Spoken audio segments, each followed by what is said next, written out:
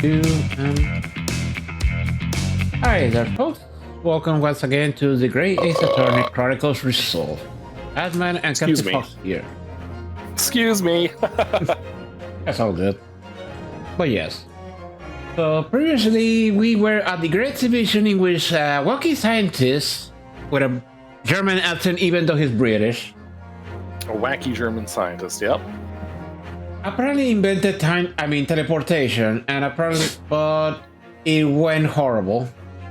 But Well, I think he attempted to make teleportation, but it kind of didn't stick the landing. yes. So right now he's accused of possible murder, but we need to prove that maybe it have been an accident, but something else is going on the background. Yeah, someone stole a wax figure from a museum for some reason. So we'll see how this goes. And we're going right into the case. We're right starting with the case. I love the case.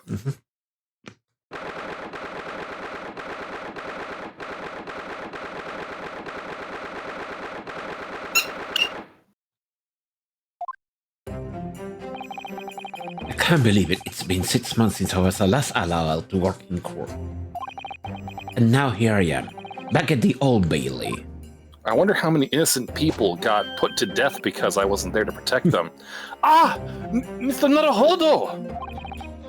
Good morning, Professor Hairbrain. I don't understand! It doesn't make any sense!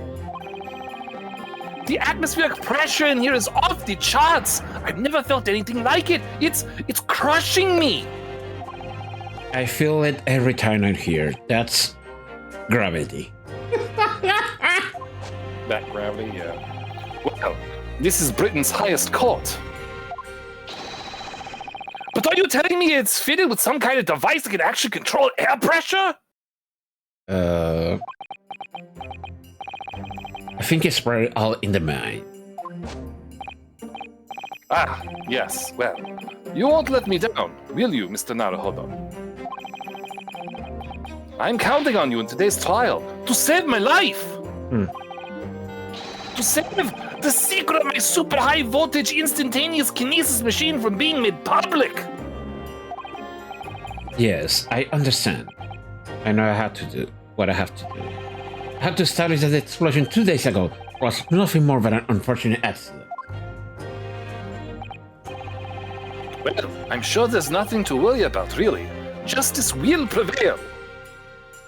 You know, I kinda love that his glasses are the usual...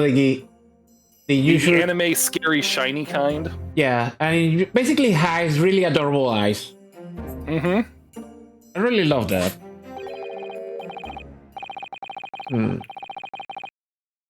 I think that's Sholmes. My communerizations, Mr. Naruhodo. You appear to have been lumbered with the most tiresome case here. I call it. Mr. Sholmes, I didn't expect you to see you here. That was very mean, Runo, leaving me alone at home with Hurley. Really? It took me at least an hour to wake him.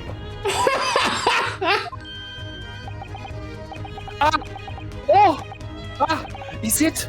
Are you? Hey, Sholmes! Indeed, sir. I am he. Herlock Sholmes! What an asshole. Oh, I've heard all about your exploits, even whilst living in Germany. Ah, yes. Rant's magazine is on sale in Germany, too. How convenient.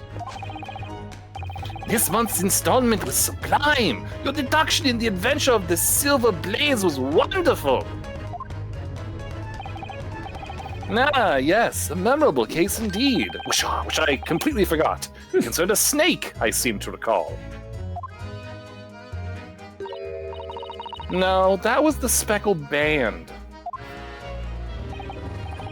Well, thank you for coming. I do appreciate your support. I'm sorry to disappoint you, my dear fellow, but I'm afraid I can't stay. Of course he can't. Oh, I have urgent business at Madame Taspel's. Oh yeah, she's gonna melt him down. Yep. Oh, you mean your waxwork job? No, the waxwork abduction, of course. Madame has engaged my services. Oh, okay. So you're trying to get the bottom of that ransom note, are you? The week's wages depend on it, as does the safe return of the waxwork, naturally. And as such, I intend to give it my undivided attention. Oh, well, never mind then. I understand. Money first. And of course, with my skills of observation and reasoning, resolving the matter will be as easy as proverbial pie. It's delicious this time of year. Let me guess, shepherd's pie? No, humble pie. And I shall return forthwith. For until I solve the case, I shall have no money to afford a pie of any description. Ooh, then you must absolutely give it your full attention, Hurley. Quite, Iris, quite. But life is riddled with irony, you know? Whenever I give something my full attention, I have a quite insatiable desire for a pie. One of the universe's intractable mysteries, you might say. Oh yes, quite, definitely, absolutely. I totally understand. Is someone a little starstruck? And I wish you the very best of luck, Professor Hairbrain.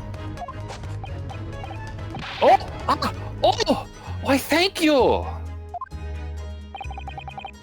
Before I depart, Mr. Naruhodo, a word in your ear, if you please. What's this about? And as you have remarkably little grounding in science, I feel I ought to inform you. As compelling as this super high voltage instantaneous kinesis hypothesis may be, a practical implementation, such as was attempted by the professor at the Great Exhibition, is quite impossible. In other words, he already calls it bullshit. But the professor said the demonstration was a success. Yes, it would appear that he fervently believes it was. I've read Professor Bunnybrain's paper about it too, Runo, and I have to say, I'm sure it can't be done. It could barely be done theoretically, let alone practically. You know what? As bad when a girl is telling you the science. When a 10-year-old girl tells you that it's impossible. Yeah. So she's completely barking up the wrong trees while you're selling me. But how could a terrain that had no possibility of succeeding, in fact, succeed? That's contradictory.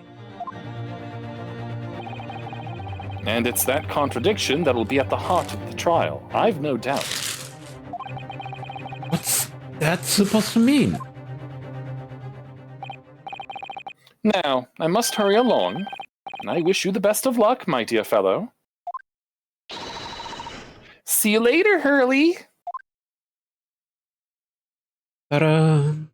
And away I go disassociating. Well, it looks like you're on your own today, Runo. But chin up, you can do it.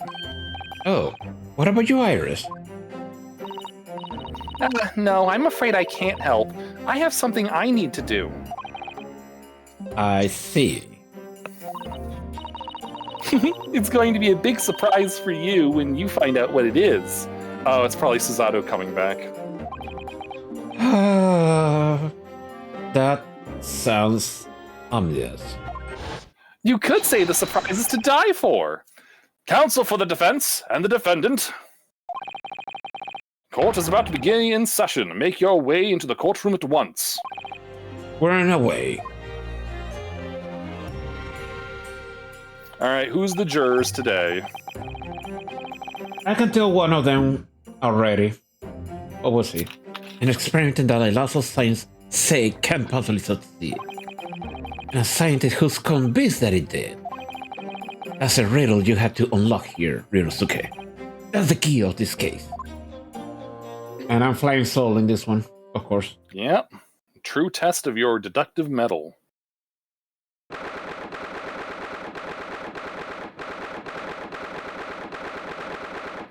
When are we going to get to the New Bailey courtroom?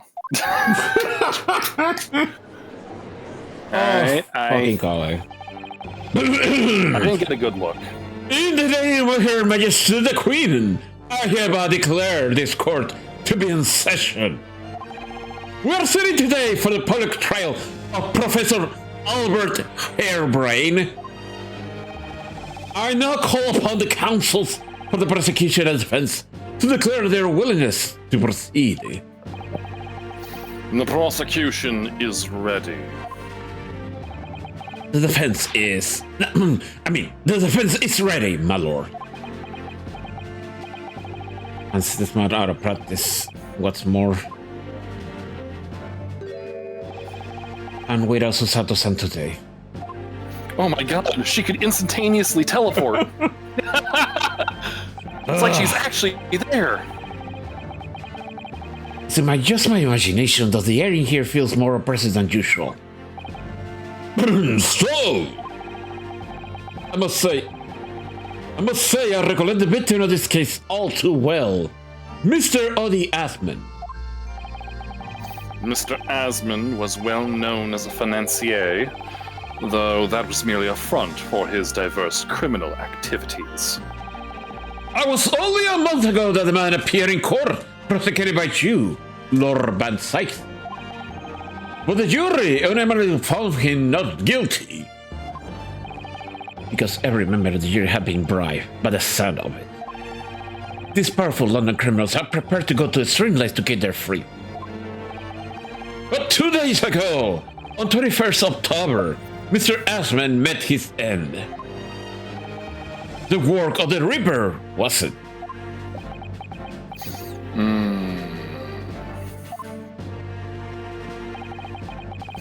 If that is how your lordship would describe divine retribution. But the fact remains that Mr. Asman's death was a direct result of the actions of the accused, Professor Harebrain. But it wasn't. Now, ladies and gentlemen of the jury, you have been selected at random, quotation marks, to represent the will of the people. Alright, who do we got? Are the 6 of you ready to fulfill your full-sided duty? Should I take him? No, let me do this one. I'm most gratified to have been selected to carry out this important civic duty, my lord. To have a man's fate in the palm of one's hand. Oh gosh, oh golly, it sends shivers down my spine. Let me try. What do you want to try? Let's hear you. Okay. For experiments, magic, coherent tricks, courtroom trials are nothing more than performance. Any superior scholar that defiles the reputation of science deserves to hang. Oh, yeah, Leon, I have to both sides of hands, but then settle one. That's it, isn't it? Who let us shout in the jury? Isn't she a little young to be a juror? Oh, this guy. Oh my god. That's me. That guy. So completely new jurors, yes. Okay. Wasn't like this in my day. Wasn't like this at all. That's... The police killer Otomo look-alike again. He's as exhausted as ever, it seems. At least he's not wearing an armband. Now, I'm sure you're all aware. The incident we're here to judge today tragically took place at the Great Exhibition. Shortly after its opening. Though the death toll could have been far worse, with the exception of the victim, no one else was killed. Nevertheless, the dream of the science being exhibited rapidly turned into a nightmare for the spectators. There were bits of him everywhere, my lord. I saw it with my own eyes. A trajectory of events, and thus the eyes of all London, no, the whole world, will be on this trial. It is our duty to reach a swift and just conclusion, I feel. So, your opening statement, please, Lord Van Sykes. At the heart of this incident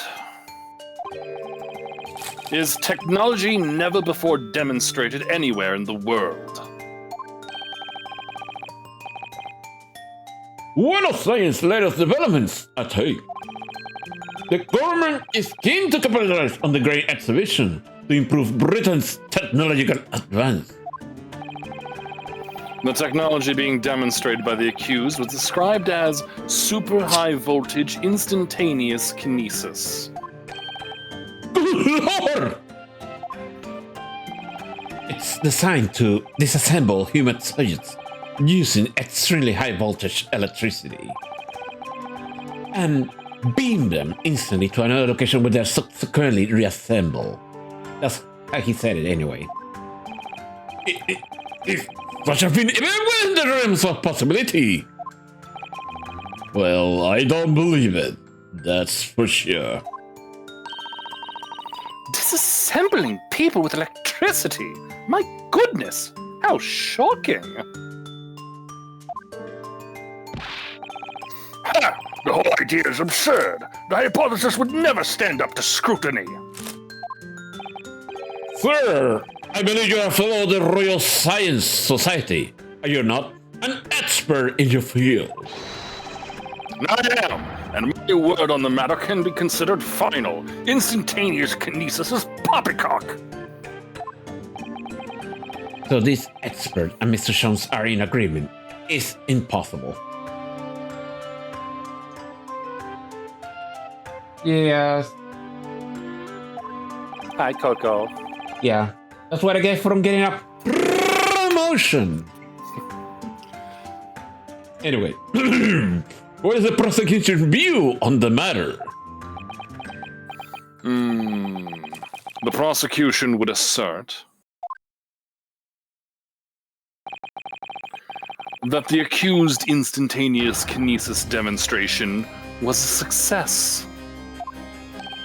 What? What rot! Order! Order! The professor's hypothesis is currently under investigation by the British government. If it is deemed to have merit, a substantial research grant would have been made available. The accused made use of the invention to build on his new hypothesis to take Mr. Asmund's life. Oh, he's going down that angle. God damn it. He got the disassembly part down pat, but the reassembly was purely fictional, in order to be the sole benefactor of the grant. But... This disastrous demonstration was no accident. It was carefully designed from the outset to end the life of the victim.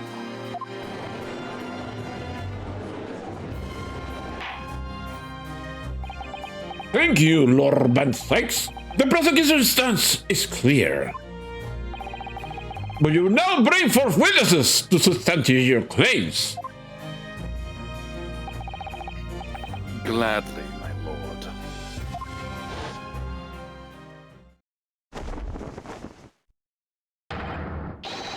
Bailiff, show the first witness to the stand.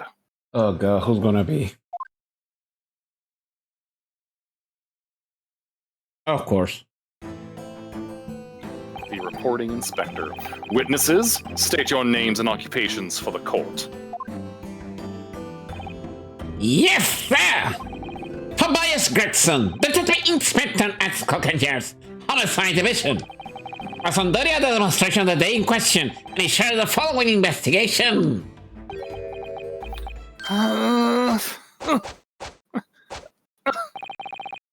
Albert Hairbrain, scientist. You were born in England, but have been carrying out research in Germany in recent years, correct? Yes, that's right. After graduating from university here in Britain, I went to work in Germany and made an amazing discovery. Which is what brought me back. I had to demonstrate my incredible hypothesis at the Great Exhibition.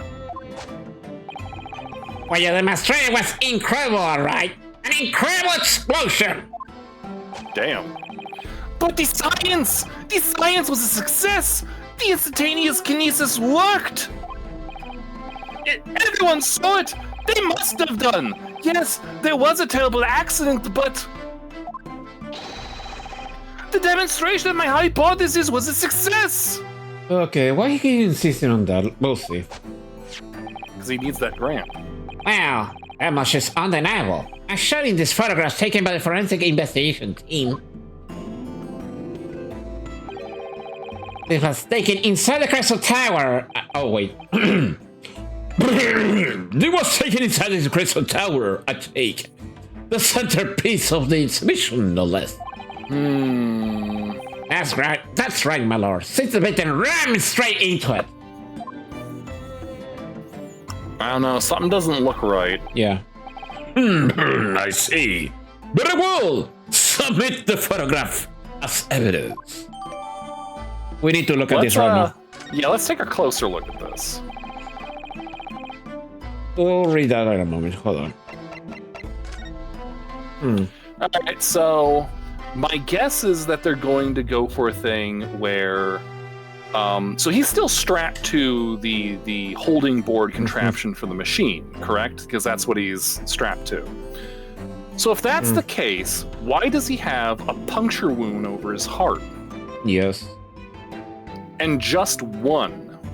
Because if they tried to pass off that he was thrown through the glass of the Crystal Tower, wouldn't he be covered in more lacerations and cuts? Yes. And for that's that matter, thick-ass glass. Yes. Yeah, that's the other thing. And for that matter, I don't remember him getting strapped into that. He just walked into the box. You know, he could have taken a bolt from a crossbow to get that wound. Yeah, that's a possibility right there. And also, it really has the idea that I've been thinking for a while that this guy here, if he's really Ashman, he was planning a scam. It's possibly a body double. Yes. Alright. So, yeah, Professor Heimberg unfortunately is being a victim of a scam using his hypothesis. Yep. Elaborated by this Ashman. That's what I'm thinking so far, but we'll see. We'll see. Anyway, thank you. I needed a break. Anyway, and the coroner, the victim of the incident was Mr. Odie Ashman. There have been a number of allegations made against the man, but putting them aside for the time being. He was the man who financed his research for the experiment and the demonstration itself. I see. So, to summarize the situation, the defendant is accused of taking the life of the man who funded his work. Would that be correct? Exactly. But could it be that the explosion was caused by some malfunction in the apparatus used for the demonstration? That's right! That must be it! My splendid machine! My poor, splendid machine! You saw it yesterday, didn't you? We got even some of the wreckage thanks to the special dispensation for science equipment at... What? The wreckage? The wreckage? But, that being the case, how can the facts be established? How can it be possibly determined whether this was an accident or a deliberate and malicious act? Extremely simply, my lord. Testimony. I beg your pardon? Isn't that right, witness? Hey, easy. Morning. What? Sorry, me? No, your neighbor. Yes, sir. It was murder. Plain and simple. Anyone can state that with complete certainty. Nani? How you could possibly think that? Thank you, Inspector. I think we better proceed with our formal testimony. Finally. You will explain to the court on what grounds you claim this experiment to have been a front from murder. Murder.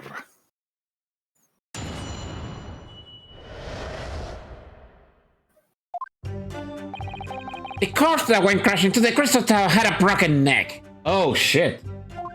Well, I made a minor miscalculation in the angle of the beam projection. That's all. That was my mistake. But the postmortem examination revealed another injury. A fatal wound. Oh, what? Getting a broken neck isn't fatal? There was a lesion in his chest where it certainly been stabbed by something sharp right in the heart. So the victim was killed before he went anywhere. And this fella, the only one who could have done it. Oh. An extraordinary business. In addition to suffering a broken neck, the victim was stabbed in the heart? I don't know, his neck doesn't look broken in the photograph. Information I would really like to have heard from someone other than the judge. I could have said that would have been all but instant for that one like that. You could say, in fact, that the victim was killed twice by the accused? Oh. No, 9! That couldn't be further from the truth!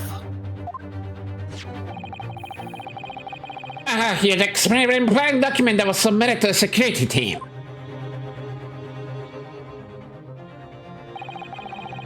The victim stuck himself inside something called the birdcage, ready to be beamed instantly. I cannot be there and ready this shit.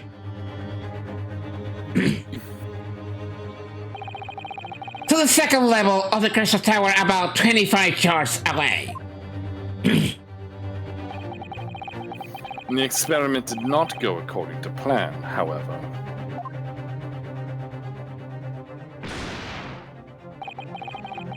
And as the machine was put into operation, there was a large explosion.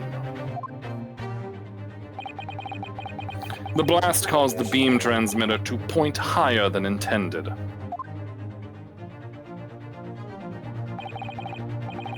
And accordingly, the kinesis resulted in the birdcage materializing in mid-air. From where it subsequently fell, crashing through the glass of the Crystal Tower's large round window. I can tell so many things wrong from that alone. My word!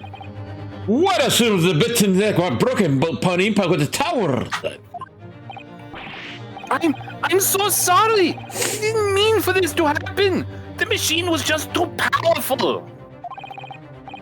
But honestly, really, I swear, it was just an accident! A terrible accident! And unfortunately, that excuse can't save you. No, not considering the sharp mother weapon that pierced the victim's heart.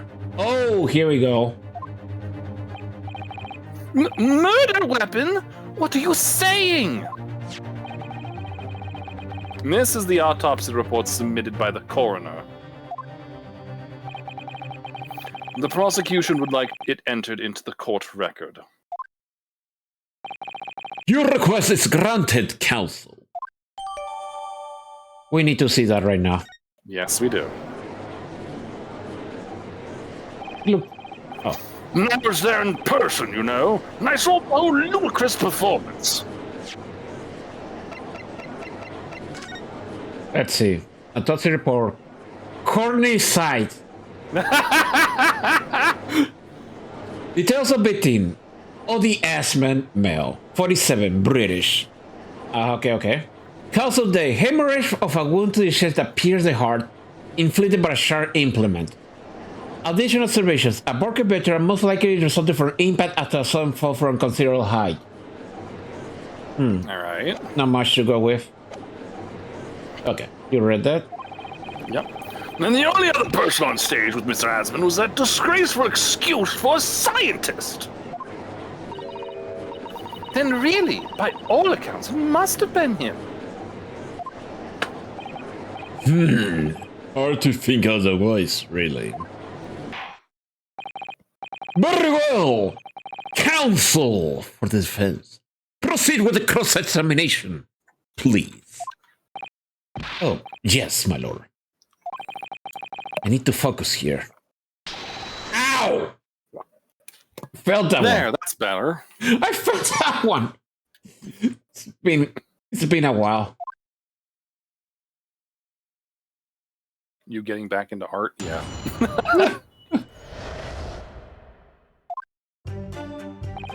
A corpse that went crashing to the crystal tower had a broken neck. Elaborate. Hold it. Are you suggesting that's because he fell from a considerable height? Exactly. Which highlights something else about his whole rum business. What's that? The fact that the instantaneous kinesis itself was a success. Okay, so they're basing that it worked. And we have to find a way to prove that it didn't work the way that they claim it did. Yes. Ugh. After the explosion, the cage where they fell inside suddenly appeared out of nowhere in mid-air. So, although the experiment ended in disaster, the so-called instantaneous kinesis did actually occur. Remind us, Professor, what was the cause of the fatal disaster? I made a minor miscalculation in the angle of the beam projection. That's all. That was my mistake. Okay, we heard before we press. There's something that is bugging me. Okay, they're saying that he set the machine to go from here to here, which is 25 feet. Yep. And And so they also said that an explosion forced the beam emitter upwards. Yes. If you know basic geometry, that means that he should appear somewhere around here, not... Yeah, he should have fallen to the floor. Yes. And besides, for him to crash, that means he got launched, not beam. Yeah. Anyway, let's press now. Hold it! So the angle pressure is critical, isn't it? And you calculate yourself, personally. Absolutely. The calculation is far too complicated for anyone but me to carry out. Oh, that's bullshit already, but... Only! You got it wrong, didn't you? No. Yes, that's right. That's the point. The calculation is so complicated, even I can make a mistake. Do people fall for that brazen confidence? I should try it. Yes, they do. I took into account the subject's height and weight, the wind direction, the ambient temperature. I considered every possible variable, so I just don't understand how this could have happened. Obviously, then, you had to include the weight of the clothes Mr. Asman was wearing at the time, I suppose. Huh. Are you shitting me? You didn't consider that. Crackling comets! The answer should have been 3! So much for safety first. The 3 must be for safety third. I also got my third aid kit in case anyone needs it. It's just a cloth and a bottle of rum. Oh, so British medicine. That works. That's why it's third aid. But the post-mortem examination revealed another injury. A fatal wound. Another fatal injury, you say? That doesn't make any sense. I didn't think I had to spell it out, Sal, but Here we go. Just because there were 2 fatal blows doesn't mean Insane the Beating had 2 lives to lose, does it? You're right. Obviously, at first, we thought the bloke had died due to his spine snapping in half as well. But you're saying that's not the case? You got your answer when I'm feeding my finger chips! What is you keep putting in evidence every second? But we all know that's a bottomless bag for a stand ability. It's his stand power. Good Friday. The victim plummeted 30 feet into a glass tower. It would be reasonable to assume that that is the cause of death. Right! That's what we all thought. But it was a red herring, wasn't it? There was a lesion in his chest where he could have been stabbed by something sharp right in the heart. Hold it. The defense knew nothing of this crucial information. The prosecution received this report from the forensic investigation team only this morning. And that was the first we knew of it as well.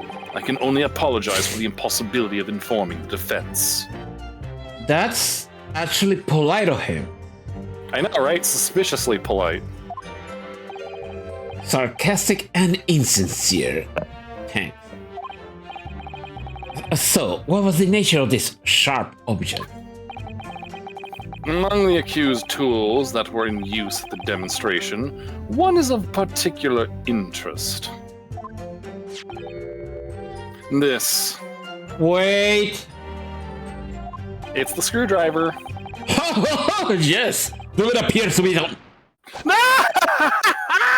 There he is! No, shut up. Don't... Shut up, man! No! My trusty little companion, Andrew! Fuck! Andrew. Of course. God damn it, you had to talk. Do you know each other already? He's one of my dear friends, like all my tools.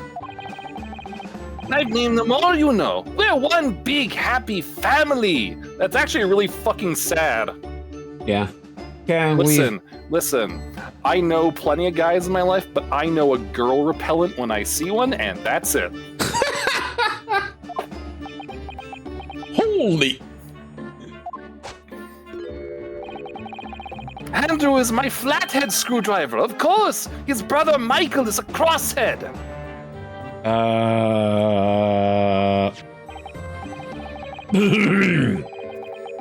Well, it would appear that beloved Andrew has a red stain on his shank. Ooh, wait a minute. Oh, that isn't... It's blood, beyond all reasonable doubt. No! And that's not all. The long shape of this Andrew fellow is completely consistent with the victim's one. Yeah, right that. What? What? Order! Order! Let that ice and figgy pudding. 20 pins! The court will enter this friend of the defendant as evidence. Okay, we need to look at it right now. We gotta investigate this. Something's off here. Alright. Unfortunately, he declared his screwdriver, so now I cannot say otherwise. I've seen this unusually shaped handle before. It's the same screwdriver that was lodged in the grill from the floor of the kinesis machine. Which could be important information, so I should definitely take a note of it. Oh yeah. That screwdriver, it wasn't on his persona. It was on the... Wasn't on his person, it wasn't in the victim's body, but it was at the crime scene. Yeah. Let's investigate the head of the screwdriver. Yes. This is blood. Mr. Asman, no doubt.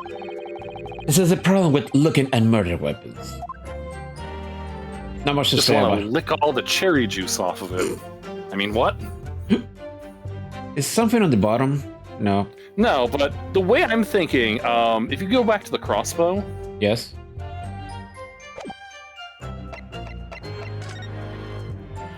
wouldn't this little gizmo, you gotta investigate the lever at the end there? The lever at the end. Oh, this lever. The bottom. Ah, there's still no lever here. I want to think that they probably might have used that as the ammunition for the crossbow.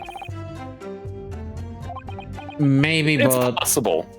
It's possible. the problem is that that screwdriver has a really huge handle, which makes it really hard or less. Possibly. But I'm saying, it's a thought. Okay. I mean, we haven't found any crossbow bolts for it, so... Yeah, it definitely tells us nothing right now. That's the problem. We cannot just present it. Something to just tuck away in the back of the head. Yeah. So one of Professor Hairbrain's tools is a murder weapon. I heard of this case before. The handy-mandy case.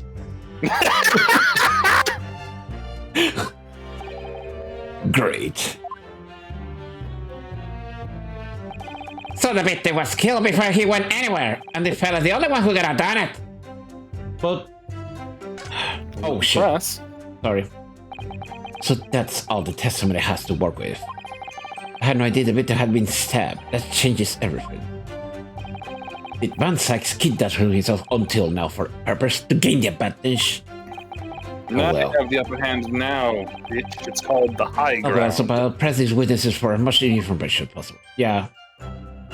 Sorry.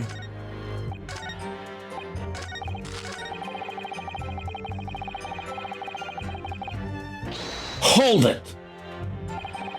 What grounds do you have for saying that? You really need to ask. There were only 2 people in the public exploitation stage, in front of the whole crowd. The victim, Mr. Odie Asman, and the accused, Professor Hairbrain. And we know for certain that before the experiment, the victim was alive. That's right! I saw him with my own eyes! Furthermore, following the explosion and kinesis, nobody went anywhere near the body. Huh. In other words, only someone else on stage with a victim could have possibly have done it. Here we go. Excuse me. Excuse me. Professor Hairbrain, do you have some information that be relevant here?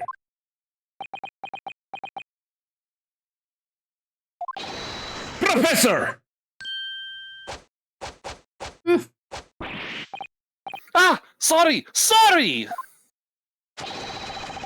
And I was just calculating the optimum coefficient of electrolysis to separate molecules of the human body.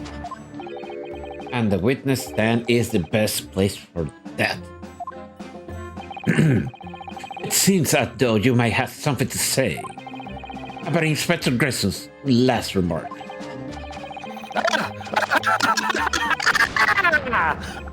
Yes, that's right, of course! He just said that nobody else could have done it, didn't he? Yeah, that's right. We're gonna start the betting, eh? I don't know! But... there's no way that I could possibly have stabbed Mr. Asman as you say. Eh? Explain, please, Professor. Of course, this cold-hearted policeman may not be aware, I suppose. Oh, don't tell me. They were filming. But humans are warm-blooded animals with blood running continuously through their veins. Never mind. I have heard. Then surely you see. If I plunged something the size of Andrew into the man's chest, the whole stage would have been a bloodbath. No, a blood swimming pool. Ah, But thousands of Londoners were watching me at the time. And yet not one of them claims to have seen a swimming pool of blood. No, that was after he landed that I stabbed him. Oh, god damn it, got me again, Mr. Naruhodo. you're not helping the case, man. Well, no, I suppose not. You see? Not one! Oh, I can't believe where this is gonna go. Remember there was a grate on where we found the screw? They're gonna say that clean the blood pool there, drain there. We'll see. We'll see what they say. Oh, here. True. I didn't see anything like that. Did that happen to be blueberry juice, sir? Oh, never mind. No, I'm mixing a new fruit cocktail. Shut up. Well done, Professor. That was a great counter-argument. It's a shame you didn't think of it.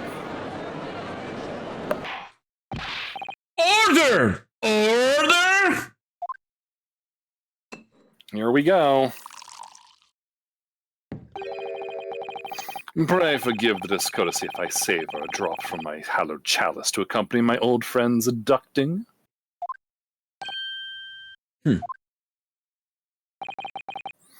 Here's to you, Albert. Oh, you're too kind, Verloc. But I'm really not a patch on you. Oh! No, you're not. No? No? You've neglected to mention one crucial possibility. I knew it. I have? A particular situation in which very little bleeding would result from a stab wound. Ah! Of course. Inspector, enlighten the court, please. Yes, sir! Where are we going with this? Very well! You may amend your formal testimony now, Inspector Grutzen. The weapon, the victim was being left in his body while he was being through the air. That was a contradiction! Oh, come on, that's a huge contradiction right there. Come on! Come freaking on! Nope. Present the screwdriver to him, to his lying face. His lying, disgusting face. Oh yeah. That's also that. Poking through the grill, that's the other thing. Yep. Go! Objection! You say that while the weapon remains in the body, there's very little bleeding. Is that unequivocal? Look, there was no blood in the experimentation stage, even though the word of the grill, the fellow was stabbed. The only explanation for that is the screwdriver was still in his body, stopping any heavy bleeding. It's common medical knowledge, my learned friend, even on your side of the world. Yes, but about this screwdriver. The thing is, we actually saw it at the scene ourselves, on the experimentation stage. What? It was on the floor by the breakage of the machine, poking through a metal grill. I went to pick it up, but the detectives here stopped me. Isn't that right, Inspector Gretchen? Now that you mention it, yeah. Inspector, are we to understand that you permitted the defense counsel to investigate? That you contravened the Special Dispensation for Scientific Equipment Act? No! We didn't do that! I just left it alone, nothing more! It was very clear he wasn't a touch fan. Yes, that is true. This screwdriver was in plain sight on the stage. But it shouldn't have been, should it be?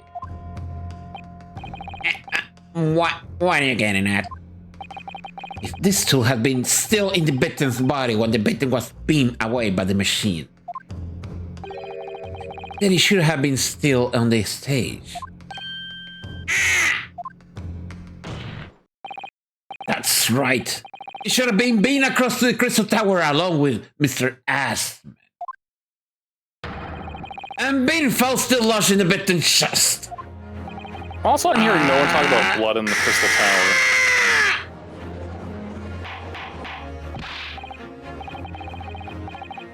Order! Order! How do you explain this? How do you explain this, Inspector?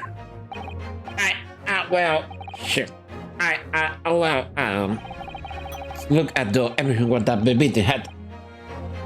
It looks as though everything that the baby had on his person moved with him when he was beaten. If the screwdriver was still in his chest when the cytokinesis occurred, obviously that should have been beamed to the destination as well. It's a strange situation. Even though people are saying that this instantaneous kinesis is a scientific impossibility, we're still basing arguments on the assumption that it did actually take place. Alright, tighten the screw. Time to tighten the screws here. Hey! My lord! If the prosecution is unable to explain this inconsistency in his argument, we can only conclude that the testimony given in support cannot be relied upon. Lord by second stump is first. Oh no. Hold it! It's me! Do you have something to say, witness? I'm going to put my foot in my mouth again! Yes, I knew it! It bears out. The equations hold. Mr. Naruhodo, don't worry! Herbre, no, please, for the love of God, don't do it. About what? Without delving into the details, there is no inconsistency. Oh, for fuck's sake. What? Even if Andrew had been lodged in Mr. Asman's chest, my trusty tool wouldn't have moved. Andrew remaining on the stage is consistent with my calculations. Are you fucking stupid, man? What?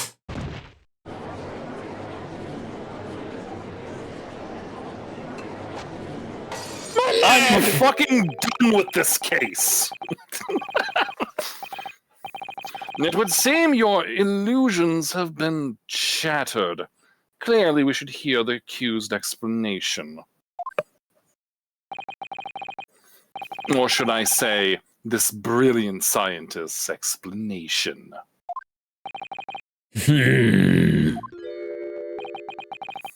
want to find inconsistent in the whole prosecution's argument. Goddamn scientists and their bullshit. They're even worse than the British.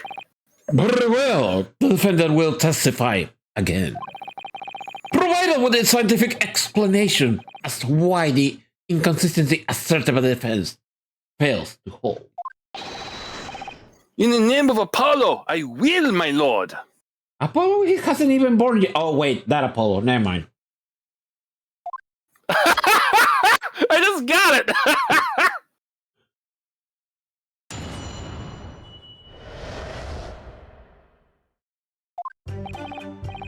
To be clear, I'm still at the stage of gathering data in my research. My hypothesis states that the kinesis cannot transport metal, though hence the metal weapon could have stayed put. Okay, that's bullshit right there already. In other words, the point just raised by Mr. Naruhodo isn't an inconsistency at all. Mr. Asman was the patron of my research. Without him, my work wouldn't have been possible. Now I have a duty to protect the incredible machine that we built together. I fucking knew it. Alright, we have an ad break coming up. Okay. And we'll leave it right there while we wait for the ad.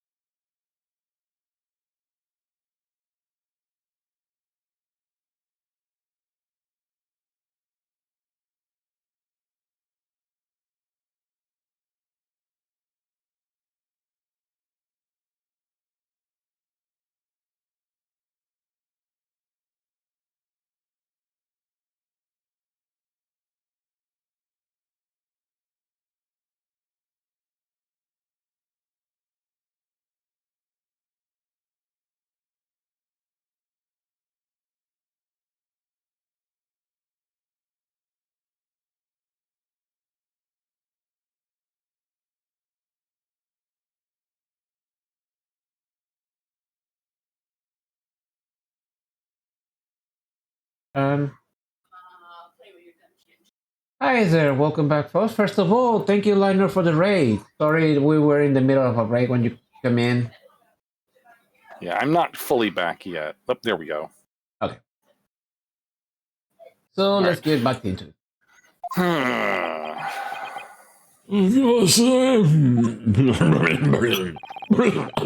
So, the thrust of your testimony, Professor, is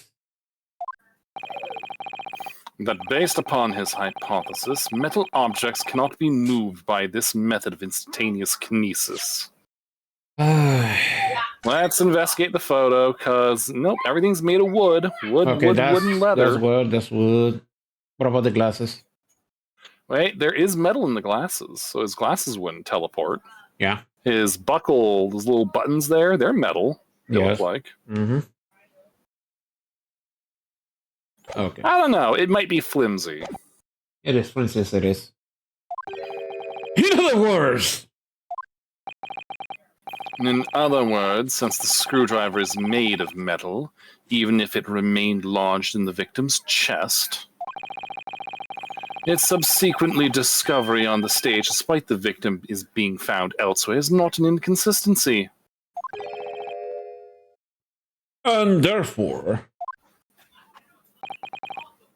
Professor Albert Harebrained could still have been the killer, as he so himself explained. Harebrained, you goddamn idiot! My great hypothesis holds, you see! We had to make the cage used to contain the subject from wood for that very reason. I was not addressing you with this! Professor Harebrained. Yes? Whose side are you on here? I don't take sides, Mr. Naruhodo. 999! My only interest lies in upholding my hypothesis. I'm a scientist, after all. Oh boy. Is he working for us or against us? It's very hard to tell. Goddamn scientist. Let's see how you cross-examine this testimony, my Nipponese friend. Yeah, fire away, Mr. Naruhodo. I'm trying to help you, you goddamn moron. I love this case. It's so hilarious.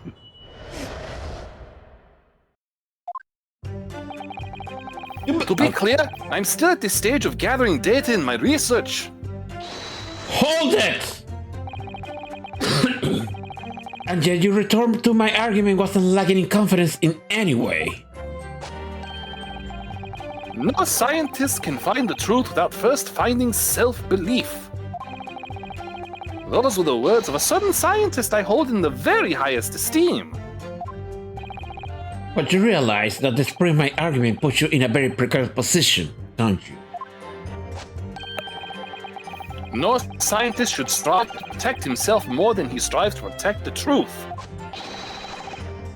More words of the same great scientist, you know. Who is this great scientist anyway? Words that are causing me a lot of trouble. Who is this scientist? I'm afraid I couldn't tell you, Mr. Naruhodo. But as soon as I remember the magnificent genius's name, you'll be the first to know.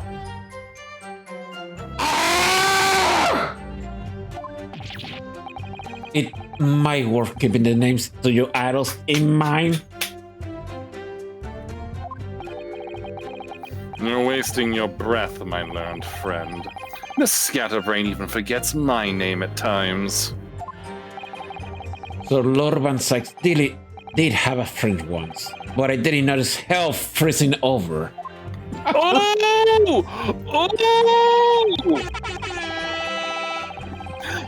My hypothesis states that kinesis cannot transport the metal, though. Hence, the metal weapon would have stayed put. Hold it. Your hypothesis says it. So is this isn't proven then? Nine, of course not. It's merely a hypothesis, but a good one, based upon thousands of calculations. But it is widely known that metals can't be decomposed by electrolysis. Yeah, of course, I am right. My hypothesis is clearly correct. What is this about incrementing my skin cell that makes this man so happy? It's the whole reason that the birdcage is made of wood, you see. Sorry, the birdcage. Yeah, that's what I call the C. obtusa cage in which Mr. Asman was placed for the kinesis. Okay. The jail cell in which the victim was detained. It does indeed seem to be made of a timber of some sort. It is not a jail cage! I'll thank you not to refer it as an instrument incarceration, your lordship. Oh, damn it. I hate this case already. Or you hate it, I love it. In short... I was talking in character, sorry. Hilarious. Any weapon lodged in the victim when he was beamed away by instantaneous kinesis would have been left behind on the stage if it were made of metal, correct?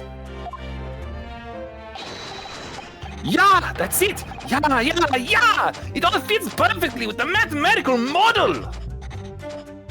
Again, it's flimsy, but that wouldn't include his glasses. Yeah, his glasses are made of metal. But the ultimate conclusion, then, is that the defendant alone had the opportunity to inflict fatal injury on the victim. Is it not? Ah! Now you realize, you stupid... Indeed, sir. Someone beam me out of this nightmare. In other words, the point just raised by Mr. Naruhodo isn't an inconsistency at all. Hold it! You seem to be pleased by that. Yeah, another example of my hypothesis holding true. But I sense some sarcasm, Mr. Naruhodo. Are you not pleased? Are you tense? Are you osmium dense? What the hell, man? You see, that's why they call him hairbrain, because all that hair is affecting his brain. Yes. No. I knew it. At the end of the day, I am the one responsible for Mr. Asman losing his life. The advancement of science is no excuse! I know that! No, you're quite right. Hold the court! Do you have a close relationship with Mr. Asman? Oh, well, 9, not really. I mean, I'd only met him 2 or 3 times. And we only ever discussed my hypothesis in the project and the research grant, of course. I knew it. Mr. Asman was the patron of my research. Without him, my work wouldn't have been possible. Hold it! How did you come to know Mr. Asman in the first place? A year ago now, a small provincial science journal published a little paper about my work. You see how tiny it is? This is what they call light reading, Mr. Naruhodo. Yeah. Oh my god!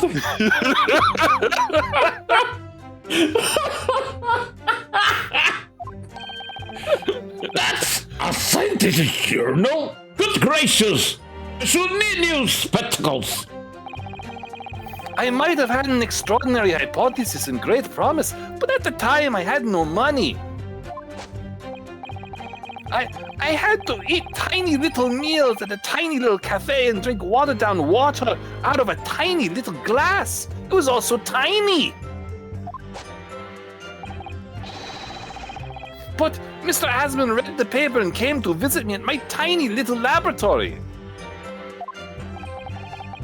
And offered you money to help fund your work? Exactly! That's exactly what happened! I handled the theoretical side of things, and Mr. Asman provided me with an engineer for the practical. I fucking knew it. And the three of us produced that fantastic machine together. The machine that you brought to the great exhibit to demonstrate. Okay. He basically saying he didn't build the machine. Someone else built the calculations. Yeah, he did the theoreticals, someone did the engineering, and Asman provided the finances. So we need to implicate, you know, we need to get the engineering. We need to audit the engineer for this. We need to subpoena them. Yeah. We had to apply the government for some sort of inspection to be allowed to exhibit, I think. I didn't understand all that side of things. Mr. Asman took care of all of it. So he bribed people, got it. Yes. He was a wonderful man. Really, I owe him everything. Now I have a duty to protect the incredible machine that we built together. Hold it! When you say that you built the machine together, does that mean that you were involved in its construction? Yeah, well, not exactly. I'm not good with the practical side of machines myself, so the physical construction was done by an engineer. There we go. Little remains of your creation now, though, following the explosion. Repair will no doubt be impossible. Yes, yeah, I realize that, but still. If someone were to gather all the broken parts, they could discover the secret of my hypothesis. But Mr. Asman and I toiled over that machine for so long. We put our hearts and souls into it. You mean it's possessed? I have to protect our work. So what's left of the machine must be kept safe. It's only fair, because of what happened was an accident. That's the extent of the testimony then. Thank goodness for that. I don't want him doing any more damage. He's already basically proved that he could have been the culprit. But an idiot. But it seems as though he really cares about defending his hypothesis. Still, I wonder, what if his hypothesis is just fundamentally flawed? Okay, we gotta try this. So that tells me statement 5 might be where the inconsistency lies. Let me start saving because... Yeah, this is getting a little difficult. Let's see. 2, 3... Wait. Go back to statement 2. My hypothesis states the kinesis cannot transport metal. This might be the statement to press on. Because again, those have to be metal glasses. We could try presenting this photograph. Yes. You ever wonder if Mail just gave Rinosuke bullshit cases just to fuck with him? Oh, of course! Of course we do. Oh yes, definitely. Anyway. Well, yeah, I call it! I call it Professor Hairbrain.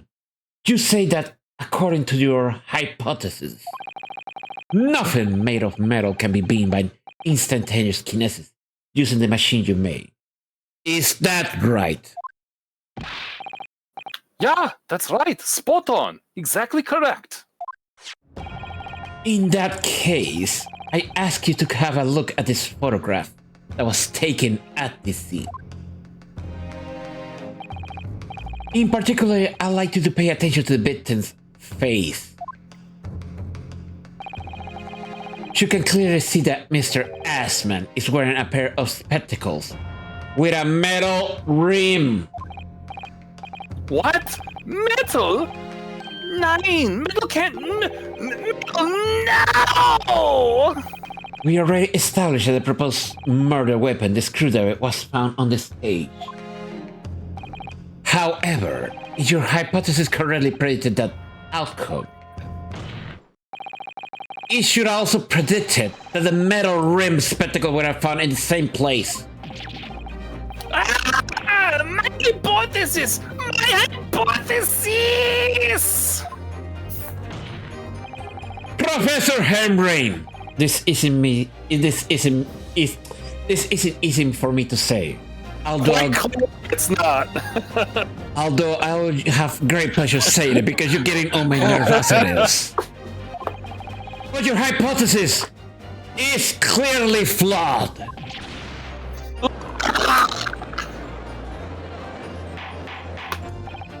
Order! Order! Order! Counsel! What is the implication of this? If, on the day in question, the alleged instantaneous kinesis never actually took place, then it's entirely possible that the victim was killed somewhere other than on the stage. And in that case, someone other than the defendant could have been the culprit. But my hypothesis was sound! I proved it that day! The experiment was a success! The experiment was proof of all my work! Objection! Oh. Objection! If I could say something here, in my capacity as a fellow of the Royal Society. Yes, juror number 4, go ahead. As a man of science, there's only one thing I simply cannot abide. And that's a fraud who pretends to be a fellow man of science. What? Wait! Great Scott! Are you suggesting my science is suspect? Yes. I should have said that. Oh well, never mind.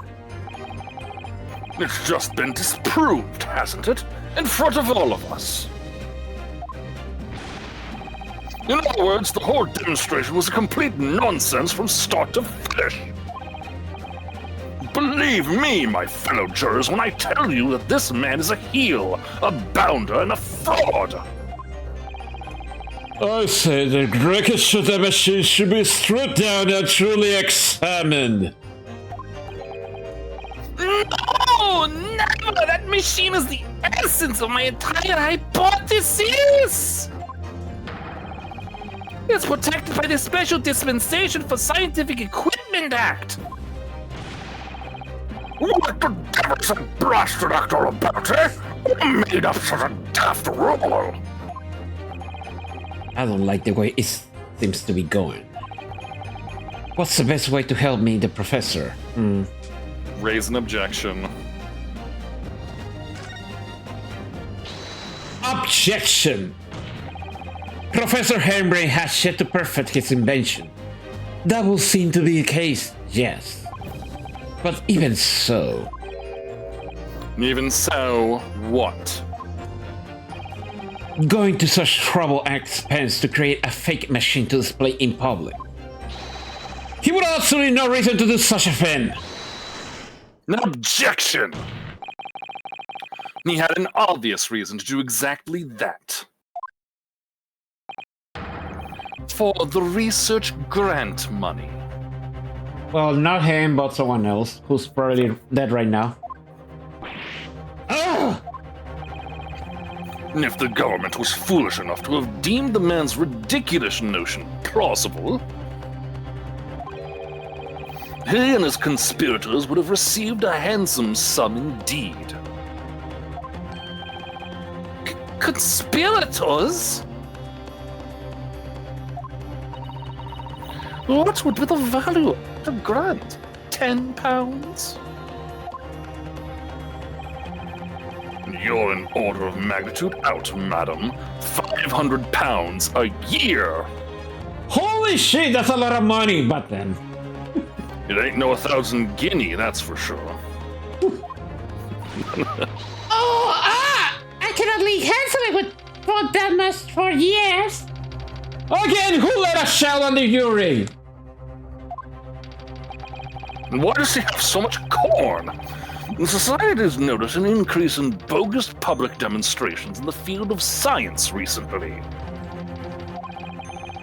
And plenty of scientists arguing with each other to get the largest slice of the funding cake.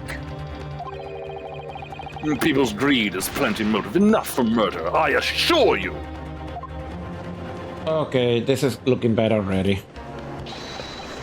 999! I haven't deceived anyone, least of all the government. My hypothesis is sound. The science is sound. Please, you must believe me. Objection! No matter how unbelievable this hypothesis may seem to you, ladies and gentlemen, the fact remains the victim was transported instantly to the Crystal Tower. Which means that the experiment was a success. Why he's pushing that idea, honestly? Ah, Belloc! And therefore, the only person who could have possibly committed this murder is the accused. Ah, Belloc. Where is this heading? I have no idea. My lord, if I may. Yes, Lord Van Sykes. The prosecution would like to summon new witnesses to the stand. Oh, here we go. New witnesses? What will be the nature of their involvement? They were spectators of the demonstration at the exhibition who are occupying special seats. What? Eyewitnesses?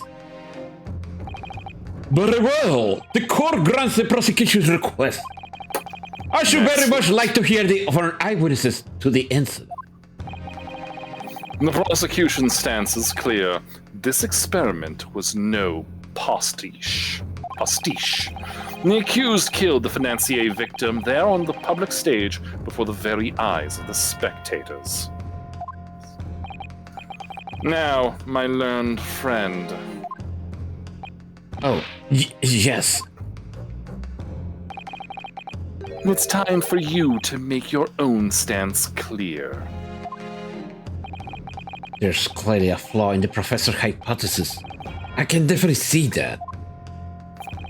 But where does that leave me? We shall take a short recess now. During which time the prosecution will prepare its new witnesses to take the stand. As you wish, my lord. Good. In that case, court is adjourned for 20 minutes. Dibs on the swing set. I'll continue already? Yeah. Should we do continue or do we just end it here? I'm curious as it is. How long you think? Well, it's been like an hour and a half. So I think I got time. How about you? Yeah, let's keep going. Famous last words. Okay, let's see how this goes.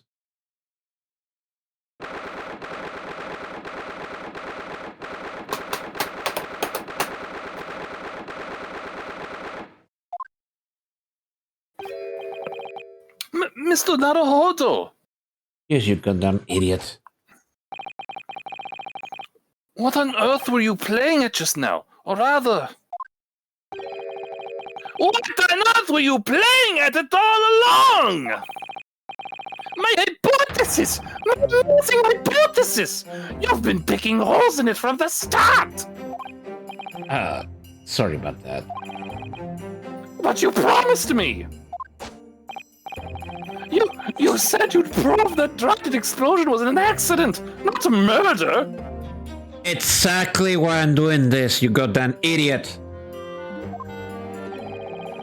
You said you'd keep my precious invention from falling into anyone's hands! But all you've done so far is try to undermine me! Yes, I did make you a promise. You're right. I said that I believe in you and fight for your freedom to the very end. But I also told you I was no scientist. I don't understand your hypothesis. You know, the hypothesis that not even a 10-year-old thinks is possible.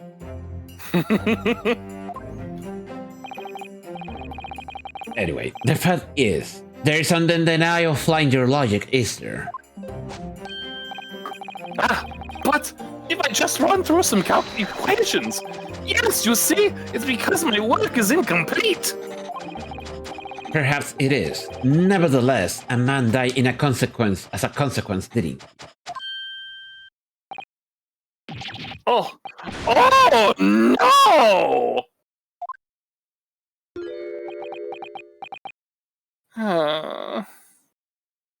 God damn it, I just realized who's gonna be one of the witnesses.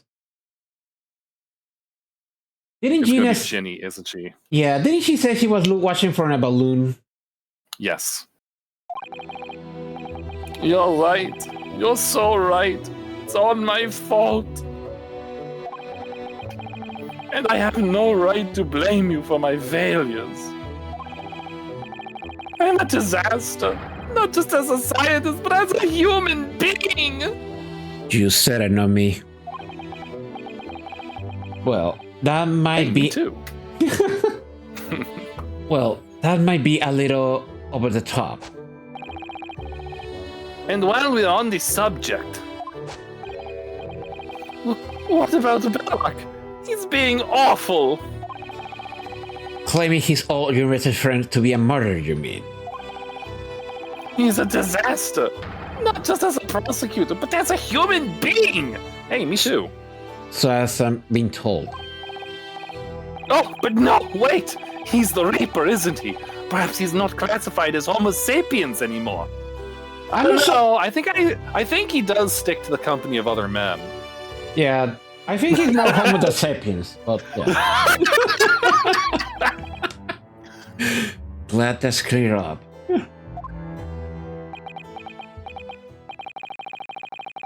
Can I double check something with you? Ah, yeah? What? The machine and demonstration you prepared, they were based entirely on your hypothesis, I presume. There was no trickery involved. And then just Cyclops start appearing on him. I drew the plans for the machine with my very own hands. Every line was painstakingly drawn with the firm belief that science is the only future. So yes, it's true that my hypothesis hasn't reached maturity yet, but please, Mr. Naruhodo, you must believe in it. Way to not answer the question. You're missing the point. You just draw the plans. Yes, you did the theoretical stuff, the finish. You didn't build it yourself.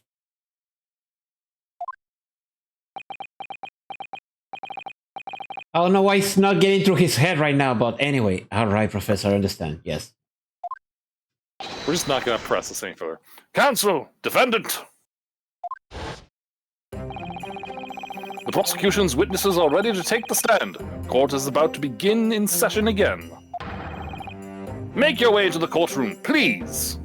And please, enjoy a spot of tea while you are... It all hinges on that demonstration. If the professor's hypothesis is sound as he claims, it lists him as the only person who could have possibly have killed the Ethan. No! God damn it! Are you kidding? Never mind.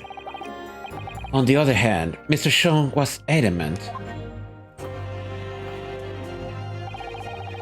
A practical implementation, such as was attempted by the professor at the Great Exhibition, is quite impossible. So really, what should I be trying to prove here?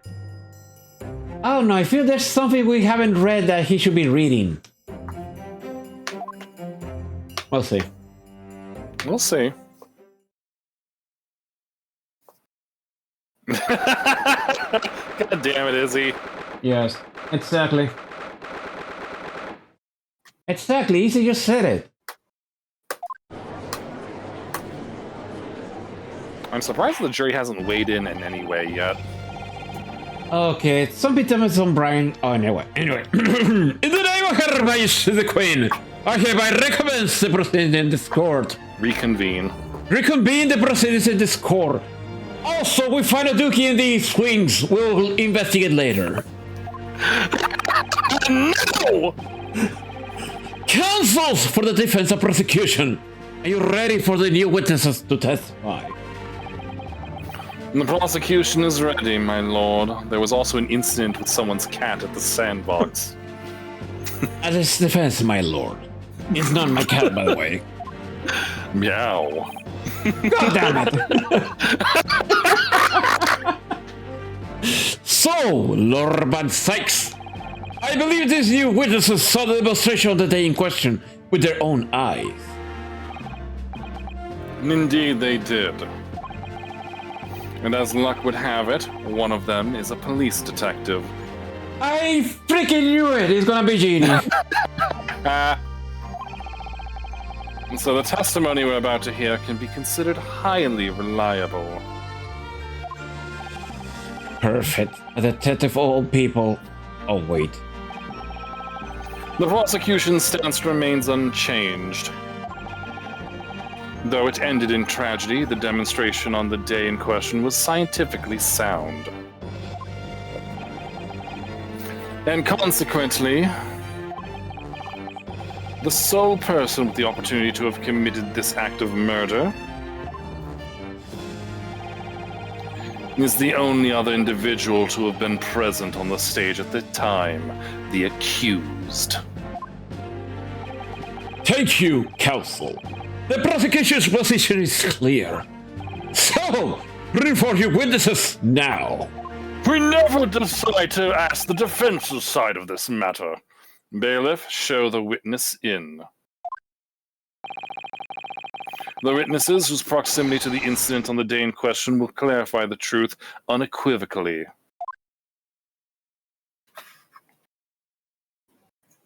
Oh my god. Oh! Oh, wait! Oh! And of course, Genie.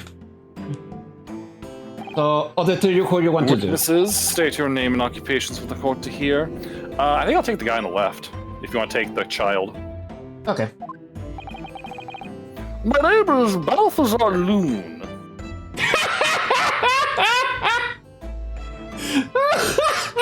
I'm sorry. The point is so obvious.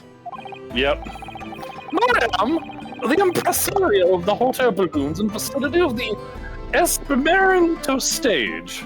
Esperimento stage. Oh, it's supposed to be Italian! Yeah. My name is Wilhelm Kratzari Sigmund Ornstein. I have come to see the great exhibition as away from my home in Bohemia. Oh, he's Bohemian! And he's rich. There you go, little fellow. I'm very rich, as you can see. You are all my bitches. She's gonna have a Stand for field day now. with him. Inspector Gina, det sa kontade jag. I got it done, even child joggery. Oh, security on that exhibition, I got to open one balloon. It was me. Gina, again. But she did mention she's been seeing the disaster from up in a balloon actually, didn't she? And she's clearly loved every minute of it. Oh, I bet you asked. Oh, It's so nice to see her smile, like genuinely. And there were 3 balloons flying near the public experimentation stage when the incident occurred. And 2 of these witnesses were in one such balloon at the time and saw the events unfold from the skies above. You make it sound like they were in the clouds. It was only an altitude of circa 60 feet, very low. not that high actually. Oh, I say nothing but I do high, Kaya. 60 feet, about 18 meters then. Bohemia would be the Czech Republic in our days. Okay. Yeah, that makes sense. Thank you for your introductions. Now, you will give your formal testimony for the court. Kindly describe exactly what you witnessed, especially those of you who had vantage point about the stage. Okay, we'll get to it, yeah. Of course, I made my way into the first statement. Enough. It was an incident terrible. I'm only grateful that my balloons were not damaged. Wait, don't we have a piece of a balloon? Yes. Is this possibly from a balloon? This is possibly a balloon that was damaged. As the humanity and the deck bagel, another bang in the sky missiles. Oh. Yep, one of the balloons burst. And from amidst the smoke, a cage appeared out of nowhere. The cage, it fell from the sky like a stone and crashed into the crystal tower. I fucking knew it. I think I look at my cable. No one went in there to climb the tower. Okay, so they had the wax double in a spare balloon. They burst the balloon when it was over the crystal tower, so that way it dropped and crashed into it. Yeah, that's a possibility right now. The most extraordinary collective account, I must say. Could I just clarify something? There's details in the witness's testimony that I have not heard any mention of until now. Specifically, that there were 2 explosions. More precisely, 2 explosions in 2 separate places. Yes. So he's aware of it.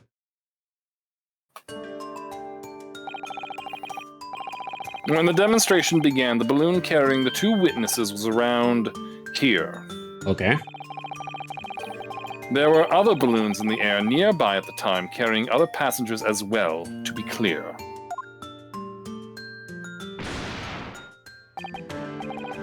Pointing right at one of the balloons, yep. Then, as power was supplied to the machine for the demonstration, the first explosion occurred. The so-called birdcage containing the victim disappeared from the stage, and a moment later... Right there! Yep! The second explosion occurred, directly adjacent to the balloon carrying the witnesses. The birdcage appeared at the site of the explosion, subsequently to plummet down into the crystal tower. I was very surprised. Suddenly a cage appeared before my eyes. This a person inside. The blast so hard. I didn't want to miss a thing, so I kept my eyes wide. Another one, please. Here you go. You're my bitch. I still had lots of money. Whoa, now you can't let a child say that. What? And a sugar daddy, don't you see? No! Don't say things like this! You're gonna get canceled! You're gonna make me canceled! I can't have another accusation like this!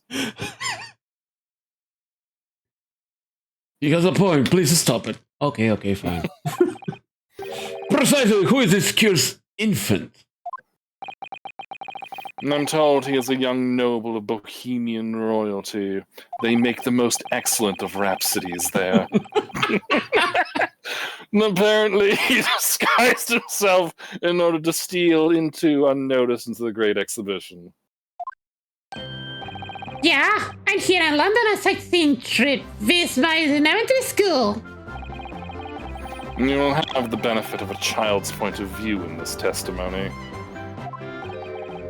Do we really need that? I mean, there's a show in the jury. Why not? Why not at this point? Then I removed my mask. This is what it looks like. Oh yes, I see. A delightful face, I'm sure. Yeah, everyone says so. Great disguise. Why is your head bandaged? The point is, the testimony of these witnesses further substantiates the fact for the court. Namely, that despite ending in explosion, instantaneous kinesis was successfully demonstrated. And furthermore, that until the arrival of the police, no one approached the crystal tower where the victim fell. Yeah, that's the thing. Therefore, I would appreciate if you cut the music from this courtroom. I mean, only the accused who was with Mr. Asman on the stage could possibly have committed the murder. Yes, thank you, counsel. The prosecution's view on the matter are quite clear. The music was getting pretty annoying. So, the defense cross-examination now, please. Yes, my lord.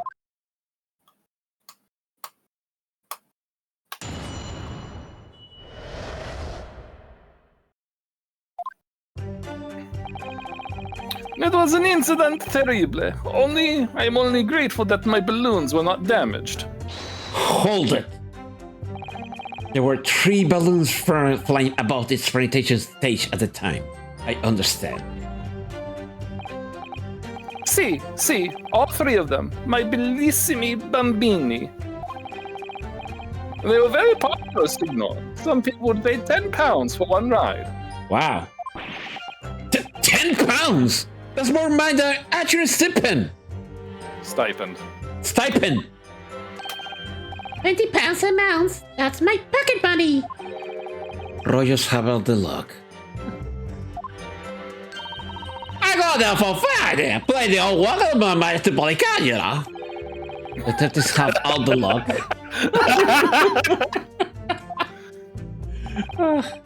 If they're so popular, why would you only be appearing in such a small number of balloons? Because if I have too many in the skies, they could crash into each other. That's a good point, actually. The operators for the balloons were decided by lots, with each operator manning a particular area.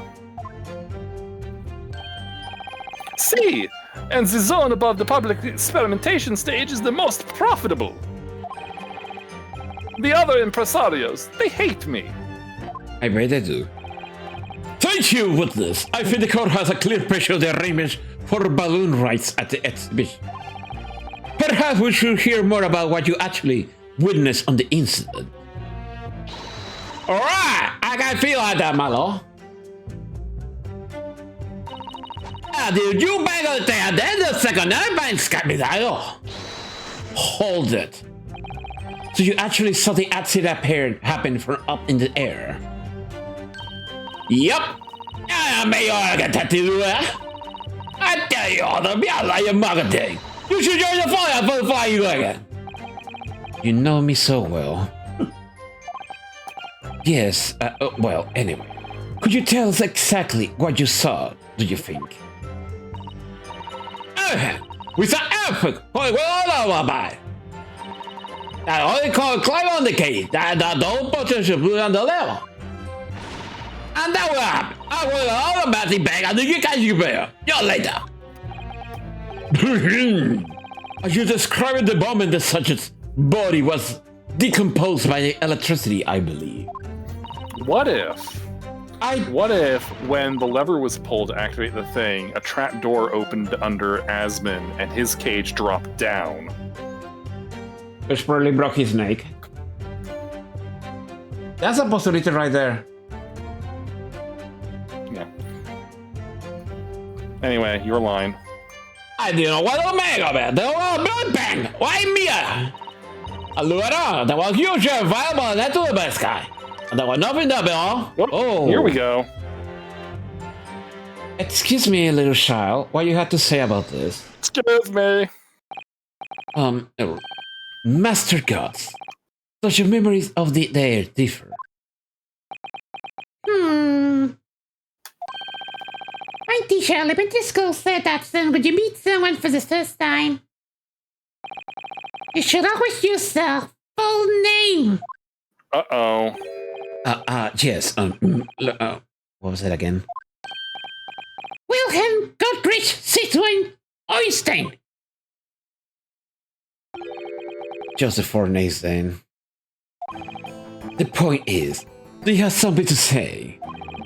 Something to add in response to Detective Gina Lestrade's last remark, perhaps? Oi! Get it out all! It's Inspector Lestrade! Please! Why does everyone have a problem with your high addressing at the moment? That is is not what I thought. Oh? Yeah, it was a second explosion. It was right inside a balloon. That is true. But I'm sure. Well, I was saying that 1 minute was nothing that a massive explosion. My teacher in elementary school said that when someone else is speaking, if you're rude enough to interrupt,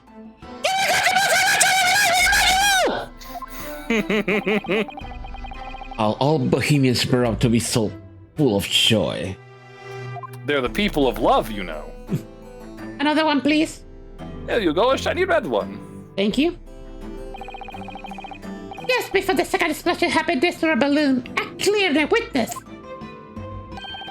A green balloon flying in the sky. There we go. Thank you, the green kid. balloon scrap. Yes, it's this thing. Thank you, kid. Thank you. Finally, a witness that we can rely on. Poor Dwaggy. Green. Oh. Wow. Wow.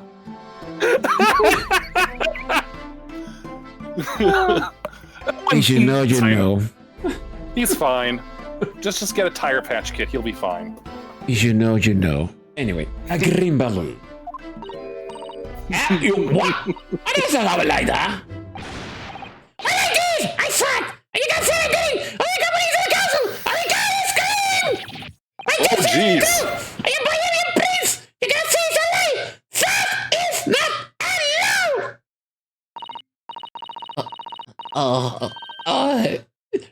I believe like, yeah. There we go. That's the orphan who likes to remind people she works for Her Majesty's police. In any case, young man, I must ask you to obey your formal testimony. In the interest of cordial nations, relations between Great Britain and Bohemia. It was not on this kind of splash. It was a green balloon that was history at the time. Represent All right, our let's press. present the Dwaggy scrap. Oh my god. Sorry, I'll stop. We cannot present it right No, now. that's not it. No, we cannot present it right now. We haven't made that relationship yet. That last time it was seen at us without evidence. It is just as counsel to explain things somehow to the court, not the other way around. Wrong evidence, then. It just seems to jar, though, don't you think?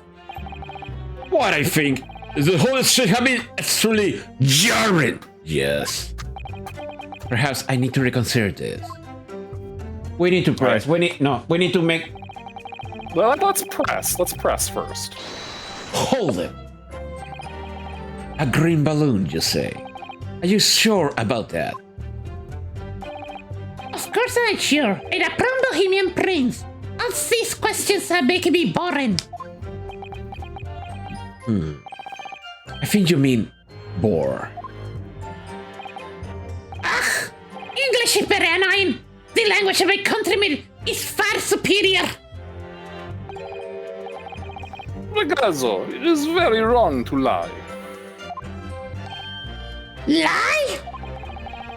Flying balloons never explode. For the same reason the planets never explode. It is logical. Please tell me that doesn't mean logical. You will stop me. You insult all of Bohemia. Madai. Army has the army. Come and show your stupid balloons out of the sky.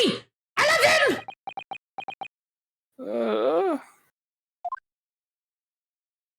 Now give me another one. You got that moron. Okay. Here you are, Your Highness. If only our international incidents were so easily resolved. I know, right? Jeez. Now that peaceful relations have been restored here in the courtroom, perhaps we could return to the testimony? Did you also see the moment that the cage materialized, Mr. Loon? No, I did not see the explosion myself. However, we cage, it fell from the sky like a stone and crashed into the crystal tower. The amended testimony is relevant somehow. Did you see that actually happen? Wait a minute. They said that there were 3 balloons in the sky, but maybe there was a 4th balloon. Yeah, but No, in reality I did not. I saw after it hit the tower. There was a grand confusion around the stage. I ran to see what had happened. I was terrorized by the idea of that one of my balloons had crashed. I suppose they are his livelihood. But when I looked up into the sky, all my precious balloons were still there. Okay, so there's a 4 balloon that he wasn't aware of. So far. One that wasn't his. Uh-huh. I said slide into the tower! Then tell us what you saw, Inspector Lestrade. That was like, do ya?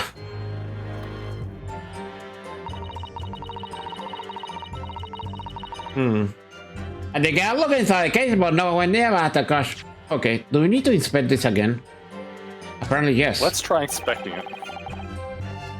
Okay, not yet. No, it's the other side. Okay, we already know this, so no. Okay, we don't have a direct correlation right now. Yeah, we don't know in-game what this is, but wait a minute, what about the sketch there? Doesn't say much. But there's no balloon here. They said that there were 3 balloons in the sky. And this is the sketch she gave. Yeah. I don't know yet. I know that the amended testimony has a contradiction. Okay, probably the sketch, but let's see what she says first. Alright. Hold it. Was it you that gave the order to keep the people away? Eh? You are hell? I can't be me. Well, in a balloon. Where? Right. So, it was the ball to go over there. Yeah, well, shall we kill all the party potato? He tried to steal the scene. I'm still trying to remove that shit from my ass. Wow, okay. Was a guy had to be high there. Amazing. I'm looking that guy think his ass kicked that way. Poor Inspector Chris. So anyway, I go see the guy cause of book. I did rather when I see, to be honest, I was scared of my way. Keep it together, Inspector, that's part of your job. The prosecution really is certain the demonstration was genuine. But it was actually some kind of stitch around trick instead. Yeah, that's what I'm thinking too. That will mean that the victim was never actually on the stage in the first place. The 2 explosions would have thrown everyone watching into a panic for sure. I think I need to find out more about the exactly people saw at the time. Alright, so back to statement 3. Okay, let me say first.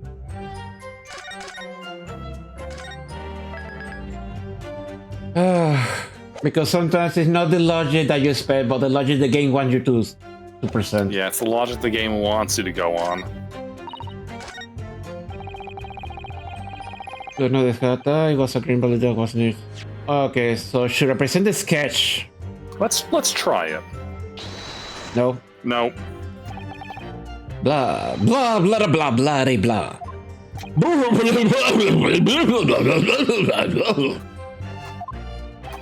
Oh, yeah, I don't know why we talk like Banjo-Kazooie, but anyway. Love to hear it. And what also to think about it. Okay, it's not the balloon, it's not the strap, it's not the sketch. What could it be?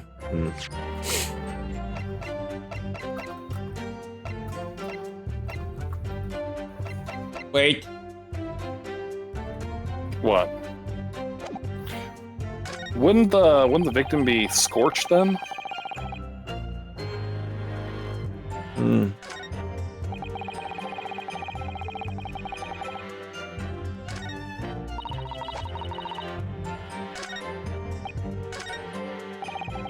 Wait a minute. Can we go back to statement 1?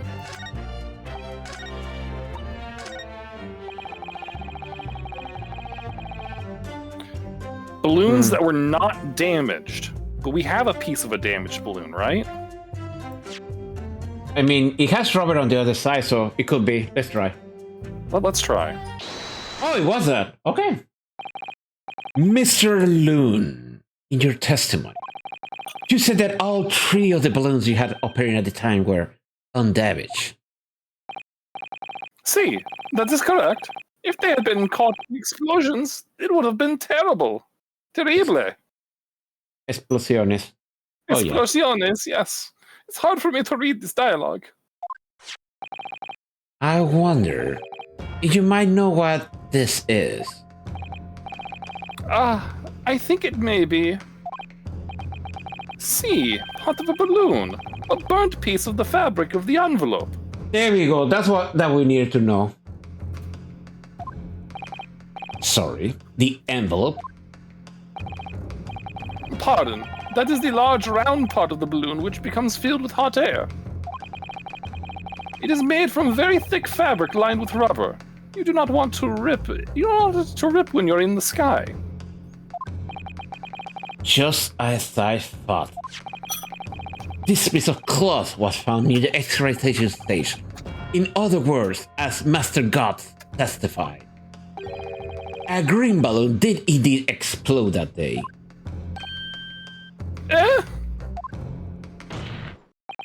If all the balloons in the sky about its presentation stage belong to you, Mr. Loon, then your statement that they were all undamaged clearly contradicts the evidence. No! My balloons! The balloons, why did the man say so? Maybe everyone on board was killed. Oh no, haven't you spent about the experience, had awful? These I don't cast This is anyway. Objection! The instantaneous kinesis did occur, but after the explosion on the stage. But before that, there's an ad coming, so we'll be back. Yay! Things are...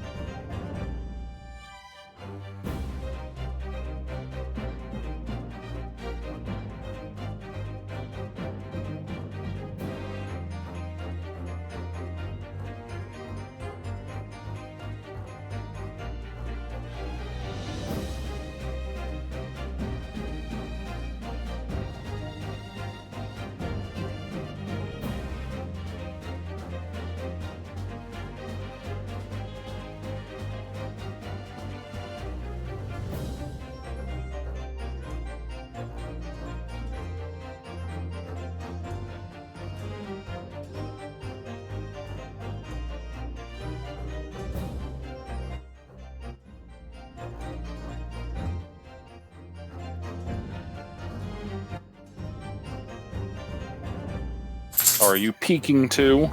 Speaking what? The case? Not yet. I mean, no. Good save. Okay. Anyway, you read that already, correct?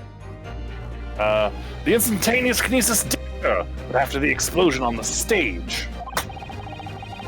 The point of materialization shifted to a location occupied by a balloon. Oh, you got to be kidding me. Causing the balloon to explode. Yes, eminently impossible. An unfortunate traffic accident, as it were, but it changes nothing about the pertinent facts. Hold it! Oh. Hold it! This I cannot accept! Why not, Mr. Loon? You're suggesting that I am a liar! That person's died in a balloon incidente! There's no need to get fired up, Mr. Loon. The victim was the sole fatality that day.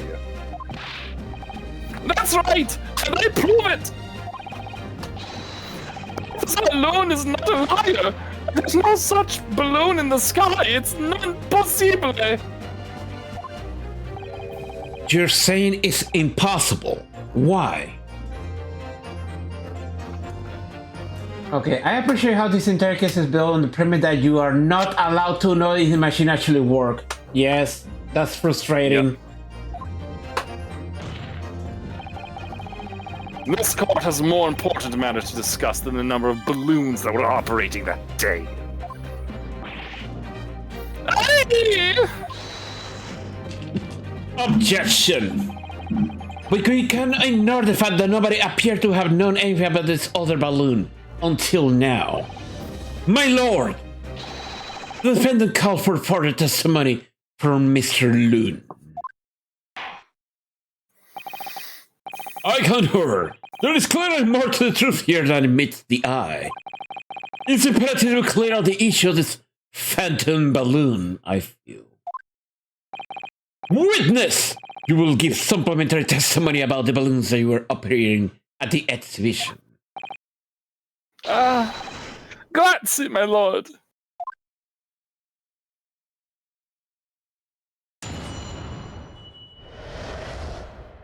How did the kid get injured, though? That's a good question, too. As I said, that balloon is no liar. Every balloon I had in the sky landed safely. All of my balloons were carrying passengers. If they fell to the ground in an esplosione, what a catastrophe! Oye, cangueado, fan de sin kaya. The couple crash record your points on the for the explosion that day. This stupido ragazzo is mistaken. The balloons have the red and blue zigzag stripes anyway. We can't tell anything from the scrap. Yeah.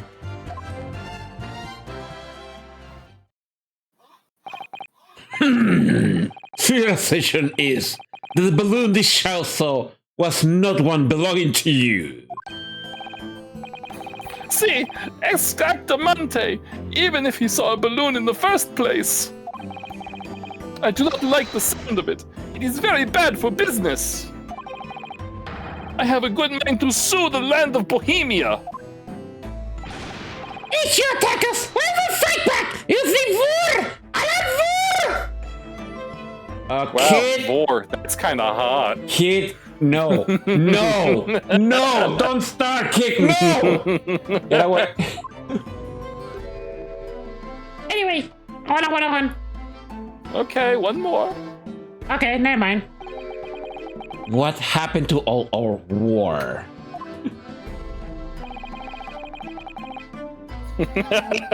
World War I started in the middle of this court.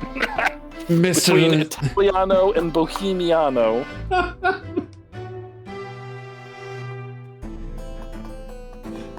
Close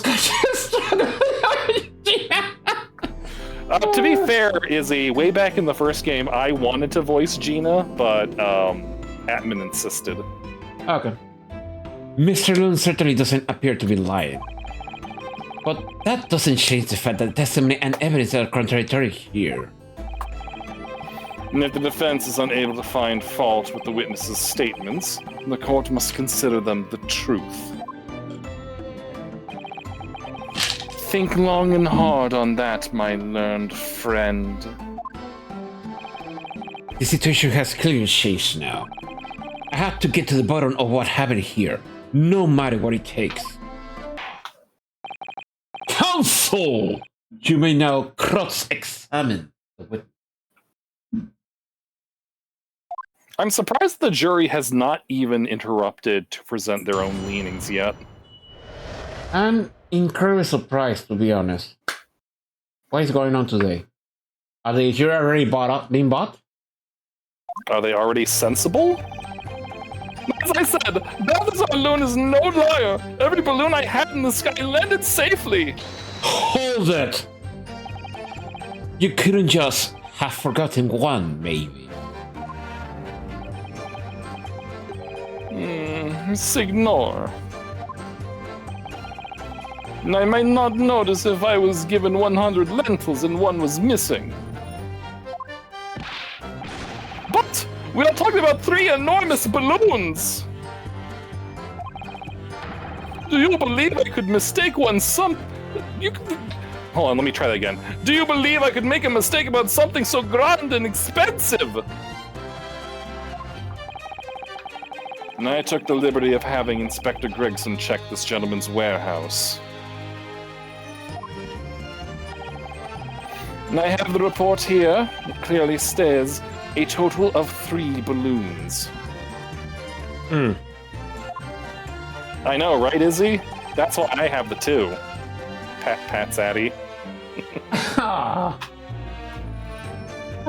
It would appear no mistake was being made then. Surely Miss Lestrade could have sent for such a menial task. What? Me? I tell you what, old ball boss. Even kids like me can only count to 2. Only that 2, but the ball body, so you're gonna go my son, okay? All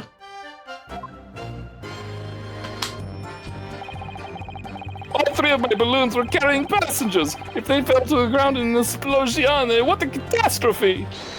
Hold it! It will be quite a catastrophe if they fell to the ground for any reason, I think. On that note, Mr. Loon, tell me, what is it that keeps these balloons in the sky?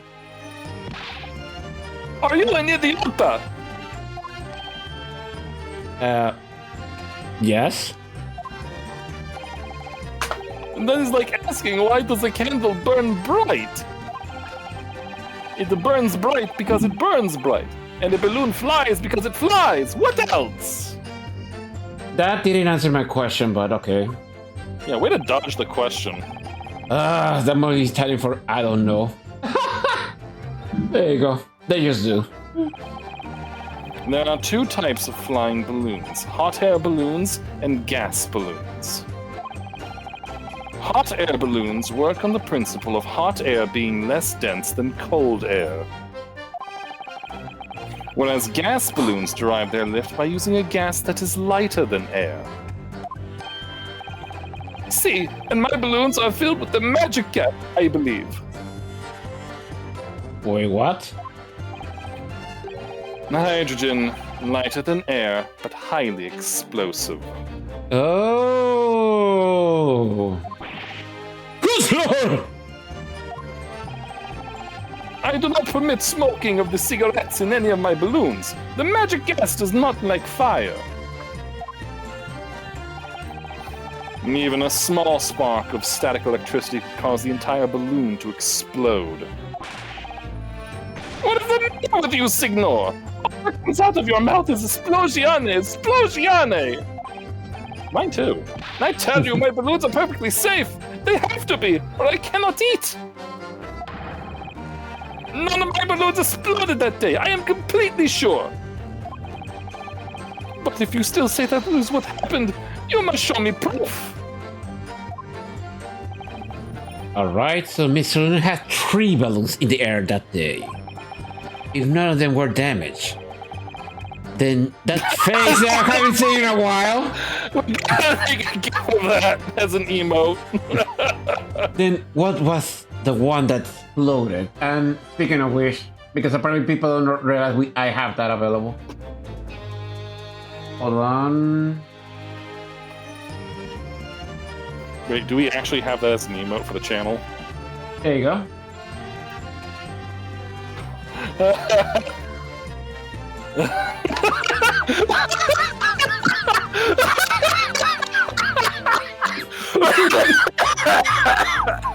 So yes. Oh god, I'm seeing spots. Oh god, I'm lightheaded. So yes, I do have it available. God, hold on, I'm dizzy. Oh my god. You okay? No, I'm not okay. Oh, One my sec, god. I need a little air. I need a little air from that. Oh, I'm sorry. Oh god, I gotta find a good place to use that now. Okay, I'm better. Okay. Then what was the one that exploded? Boy, I can't get away from the fact that Bill Clover found the thing, Kaya. Hold it.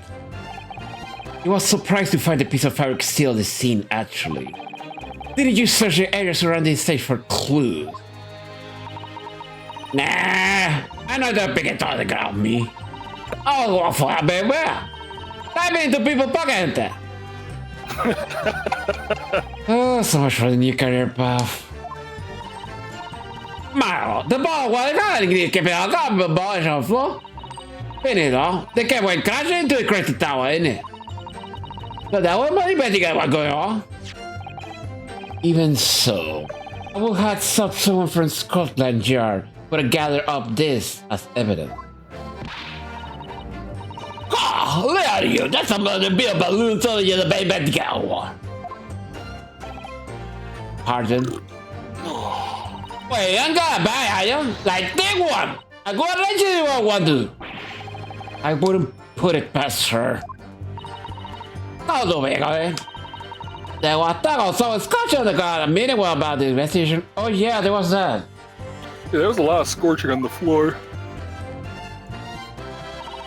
A copy of card regular poison debris from the potion cave. Hold it. There was a considerable damage to the stage and surrounding areas, wasn't there? Oh, the cops were watching the experiment were kind of blood and ninja. Good job, they all come to get over it, I haven't considered that. It seems there was a great panic after the incident occurred. Nevertheless, the police shouldn't have missed a torn piece of the envelope from a balloon. And Inspector Gregson can expect repercussions. In the form of a salary cut. No! It's about the ship, yeah? The man's soul's pleasure. None of that matters! That scrap of balloon envelope means nothing! Niente! This stupido Regozo is mistaken! My balloons have the red and blue zigzag stripes anyway! Hold it. You mean the color is wrong? Si, signor. I do not have any green balloons in my warehouse. Not anymore, at least. Oh, goddammit, cut me again, Mr. Naruhodo. And yet a piece of green cloth was found at the scene, and it's unmistakably for a balloon. Well, I do not know how that can be. And for the sake of argument, let's say that a green balloon did explode over the stage. You couldn't therefore conclude that it happened on the day in question. Why not? There have been recreational balloon flights over Hyde Park operating from before the Great Exhibition. One could have exploded on some earlier date. Unfortunate, as I'm sure you'd agree. You believe in having for the earlier balloon accident the previous exhibition?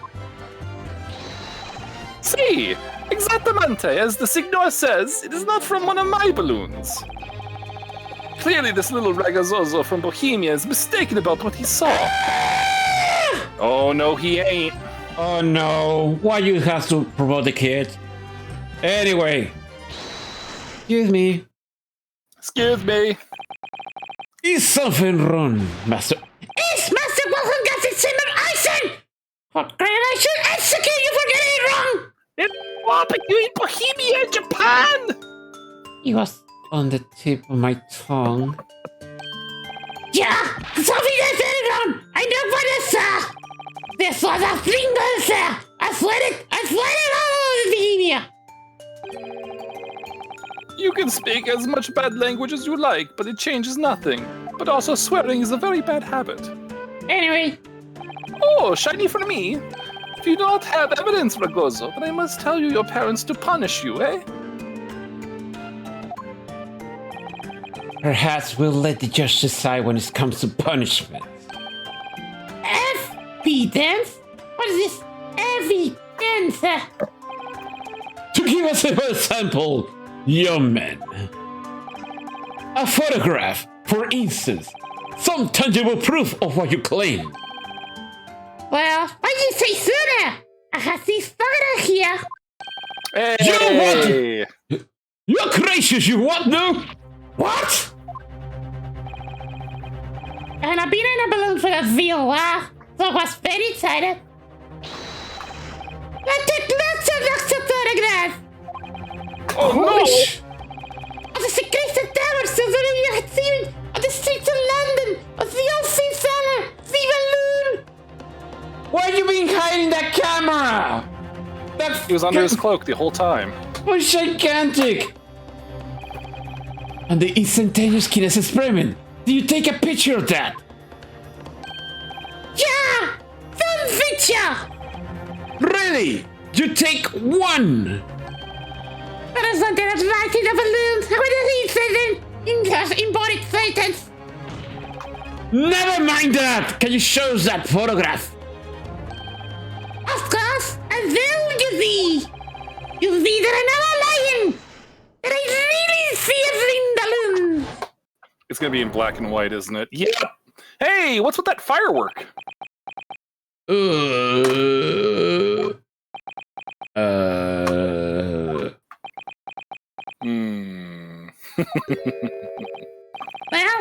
I see you should to speak. Yes, I figured shock is into the word, young man.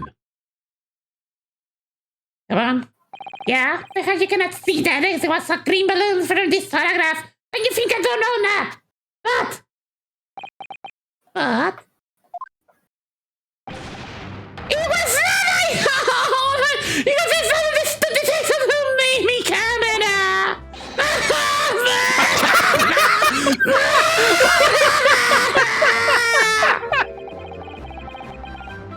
That is one Bohemian sounded cry.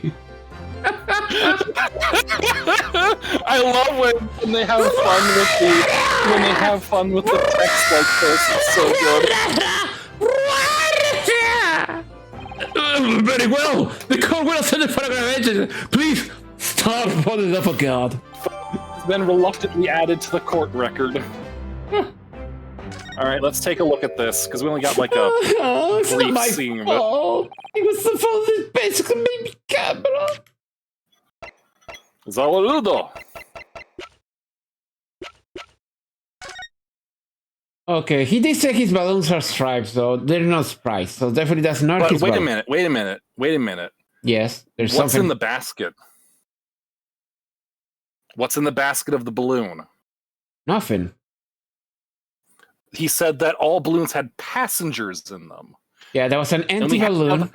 And we have this little Flash heading right for it. Why is it shooting at an empty balloon?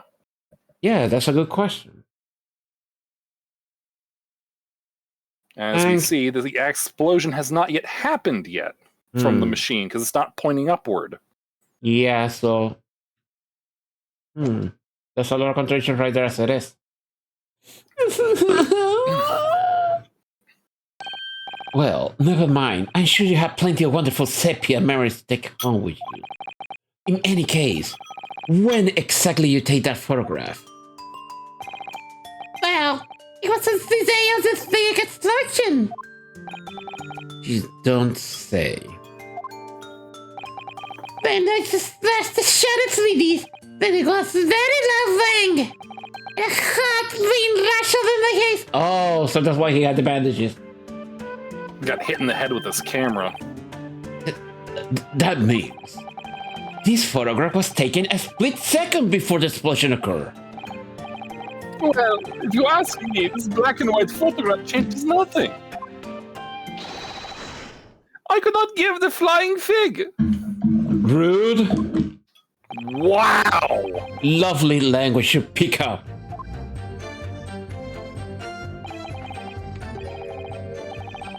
As I thought, Mr. Loon's testimony just doesn't quite add up. The young Bohemian Bone claimed to have seen another fourth balloon. But Mr. Loon believing denies the possibility. And it's hard to imagine the man in charge could be mistaken about the number that were in the air. Still, this inconsistency must tell us something. And sure. Okay, so what part should we press? Hold on. No liar, every balloon I had in the sky landed safely. All 3 of my balloons were carrying passengers. Okay. That seems like a contradictory statement. Yeah, that's one. Yeah, no. He's adamant in claiming that every balloon he owns was carrying passengers. This one has no one in it. Okay, so let's press that one point then. Press statement 2 with the photograph. Mm-hmm. Yep. Unfortunately, the photograph Master God took can't tell us the color of the balloon. But it can tell us something else. Something crucially important. What? It shows that the pictured balloon wasn't carrying any passengers. Oh my goodness! You're right. Thank God I didn't have to point that out. But surely all balloons would have been carrying passengers. There will be no sense in it otherwise. See! They offer pleasure for seeing the view. My balloons only fly with passengers. Which tell us that the picture balloon isn't one of them. So when the incident occurred that day, there was a 4th balloon in the skies above its presentation stage. The mysterious green balloon! I know nothing! Niente! I can only tell you one thing. If this balloon was not carrying passengers, then it was not one of mine! That much is true. Objection! There are legal tradesmen everywhere. You care to look. Clearly, one such entrepreneur decided to capitalize on the opportunity presented by the Great Exhibition and managed to operate balloon flights on Mr. Loon's patch without him realizing. Which is a fail when you think about it. See! The competizione trying to steal my profits! I did not notice because of the experimental that went wrong on this stage! This 4th balloon exploded at the same moment Mr. Assman was beamed from the stage below. Alright? So they scratched off the ground after that. Let's go back. They ain't come for this thing at all. It was built the balloon raining down. Cause no one in it. It didn't get no attention. A mysterious 4th balloon carrying no passengers, silently floating over the presentation stage. Objection! This photograph shows us nothing more. No, it does. No. A stray balloon carrying no one and operated by some rogue trader. Clearly, it has nothing to do with the case. Its relevance does elude me, I must say. This court has seen sufficient evidence and heard ample testimony already. The prosecution calls for this trial to be concluded. But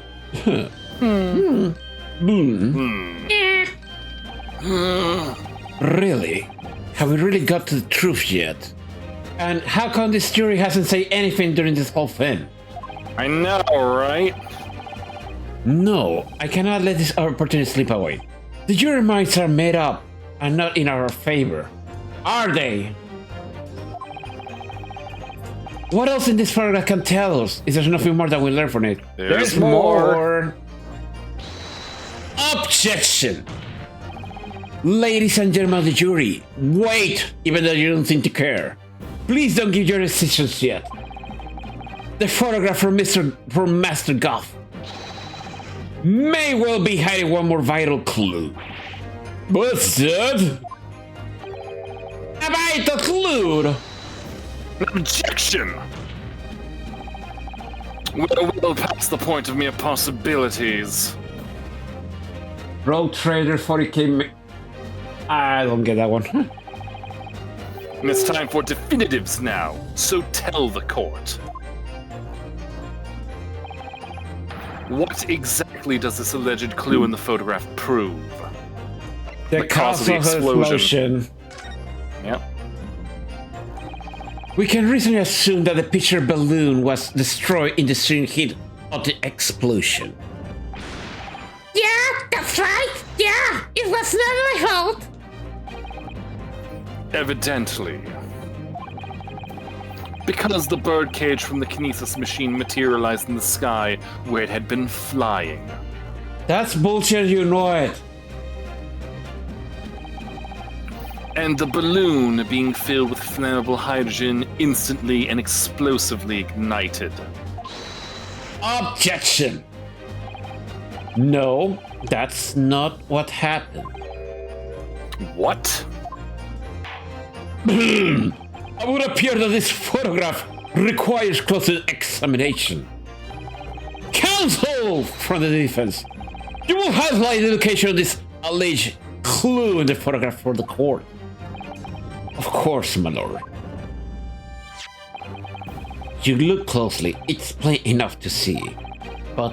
And what's shown is linked to another piece of evidence we have. Oh, the crossbow. In a way that leads to an unbelievable conclusion. The clue that heavily suggests the real reason the balloon exploded is that little white streak. Take that! The timing of the photograph can only be described as miraculous. The miracle finally happened. If you look, you'll notice there's a bright white line that appears to be pointed directly at the balloon. Most likely a ray of light caught incidentally on the film. I'm afraid I can see nothing of the sort.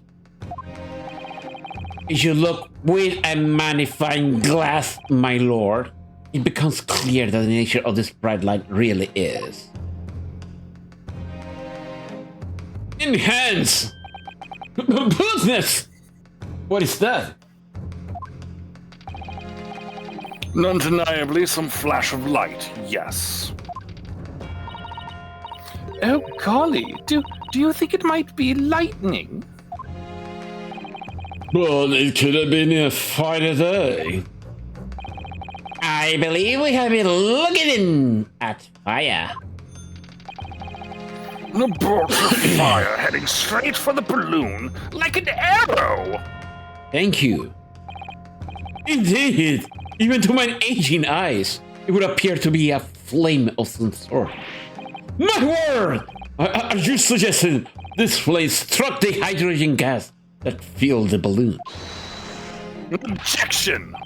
That's absurd! The balloon would have been 60 feet above the ground at the time. No flame could possibly have reached such a height. Okay, we finally had the thing to show. Yep. Objection!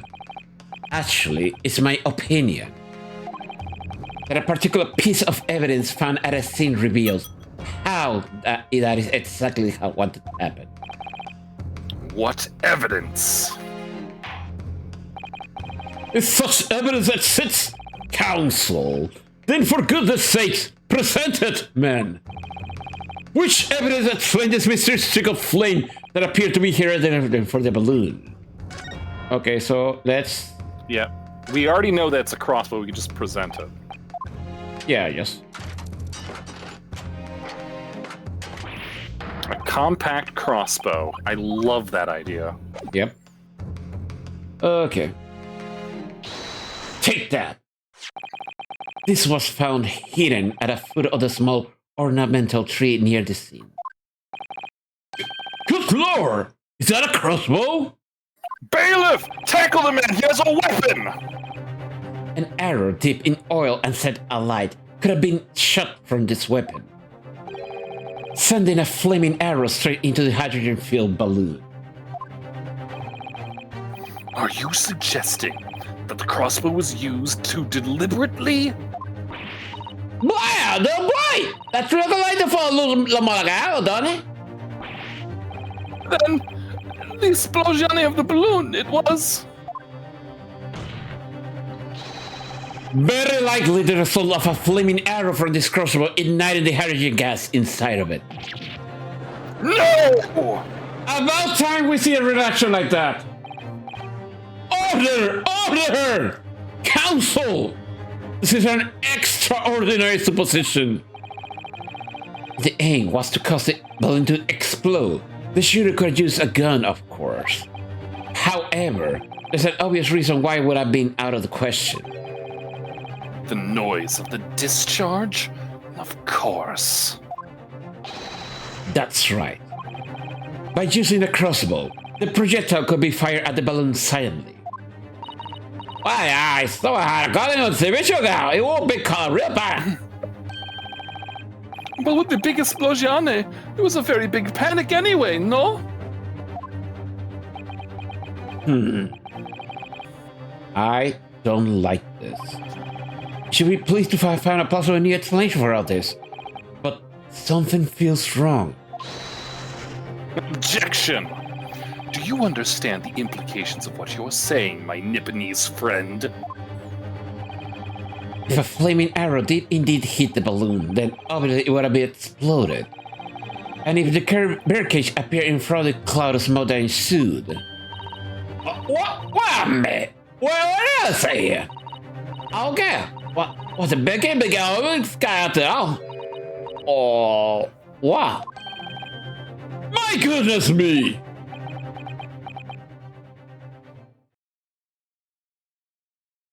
Dramatic roll. Now I understand. That's what that sinking feeling is about. I think there's a good chance that the birdcage was actually concealed inside the balloon all along.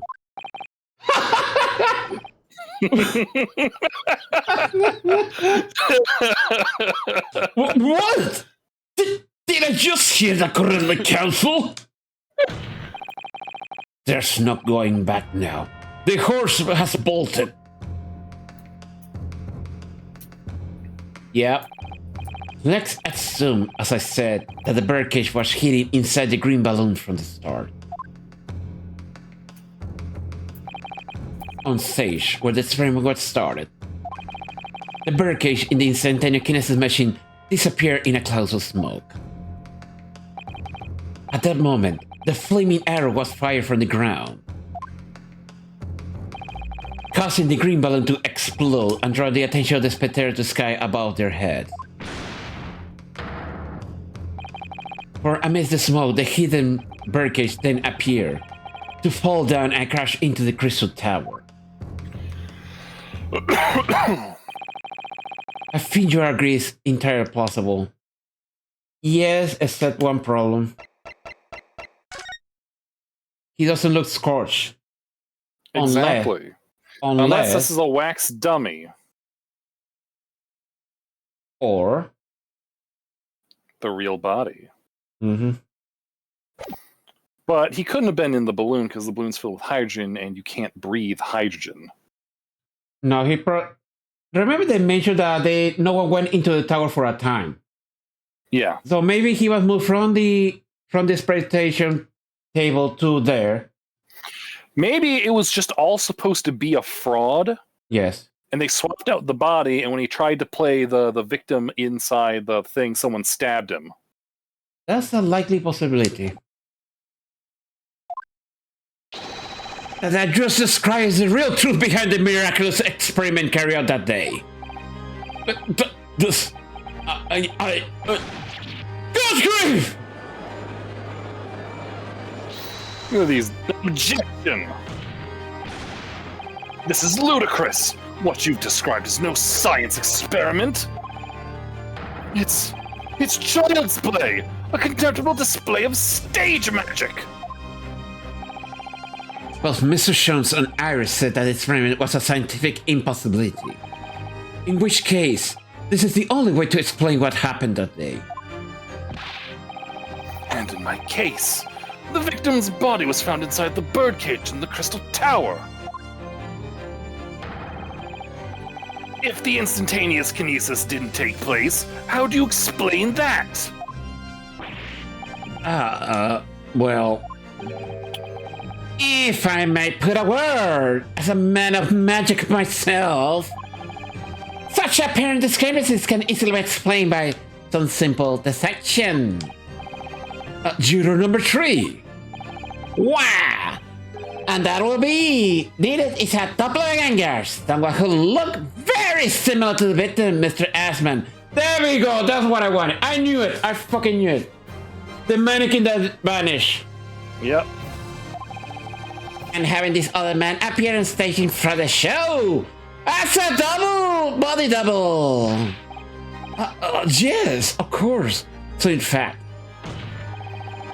Mr. Assman would have been inside the birdcage that was concealed inside the balloon right from the start. But then he would be shocking. No, the other way around, you idiot. An objection! Hi, DJ! Hey, DJ. That balloon would have been filled with hydrogen. Anything hidden inside it would have been scattered to the 4 winds when it exploded. That is correct. No one would have embarked on such a risky venture. Not necessarily. The explosive force of the balloon gas would very much depend on the mixture ratio. Well, now. Juror number 4.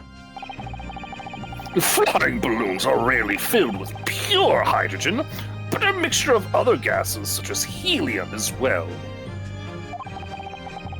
Helium on its own doesn't explode, but by controlling the gas mixture ratio, the explosive force can be altered. That's actually plausible. The mixture ratio? Obviously, the victim's body would have suffered some burns. That would be unavoidable. But to no such extent as to render the whole obscene charade impossible.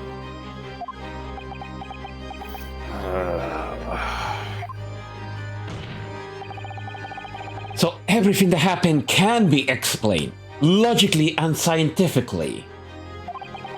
The explosion that engulfed the stage at the start of the experiment was no accident. It was all part of an elaborate deception to make it appear that instantaneous kinesis had occurred. It's also important to note that people prefer helium, it's just that hydrogen is much cheaper and more readily available. Yep, yes it is. Okay. Well, goodness me. And we accept that this is what happened. It means that the victim, Mr. Assman, was never present on the public experimentation stage to begin with. Okay, they're on the right track, but something's off. I think our famed professor friend is going to step in. In short, he could have been killed by the defendant who was on station full view the entire time.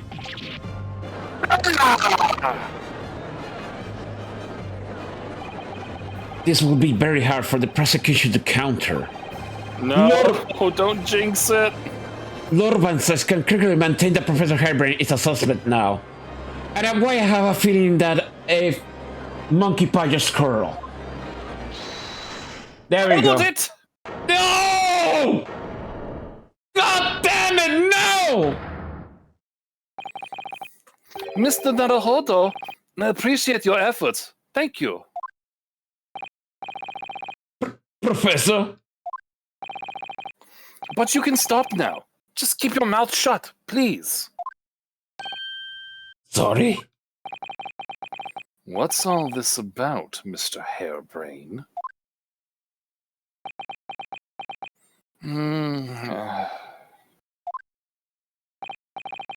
I, Albert Hairbrain, hereby confess No! that it was me who stabbed Mr. Oti Asman. Why are you doing this? Yes, it was me with my faithful friend and partner, Andrew the Screwdriver. Why are you doing this? You pray that... What are you doing? You pray that fragile man. Order! Order! Order! Defendant! Explain this sudden confession. Objection! Professor Hairbrain, what are you talking about?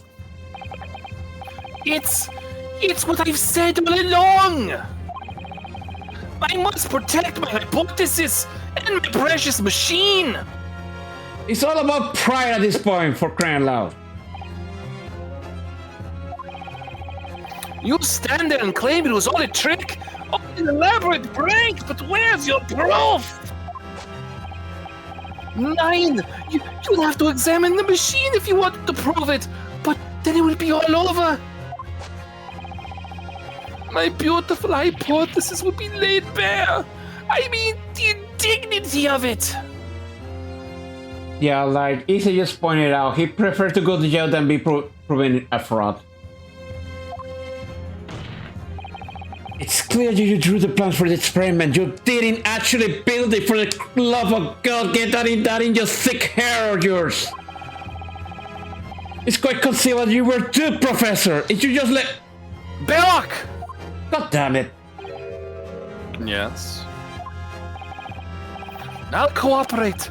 I'll do whatever you say. I swear it.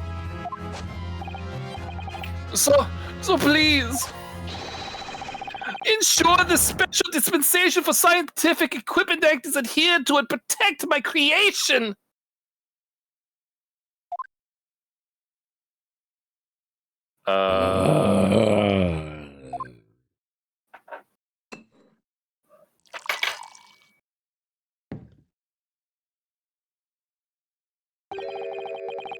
Pray forgive the discourtesy of filling my hallowed chalice at this critical juncture. Here's to my learned Nipponese friend. Oh, God damn it. Don't rub it on my face, please. Huh? And his upcoming attempt to clarify the defense's position in the light of the accused's confession.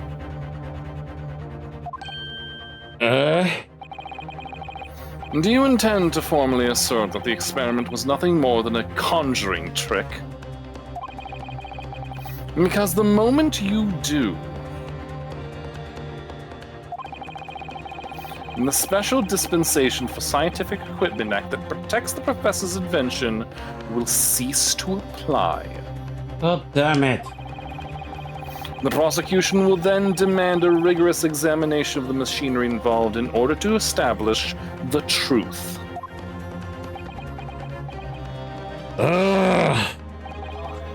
However, if you acknowledge that the machine is genuine and instrumental in the victim's murder,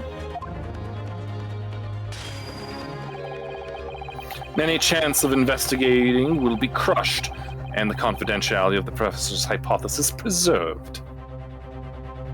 So basically he's telling me what's more important. He's innocent. He's giving you a catch-22 situation. Pretty much.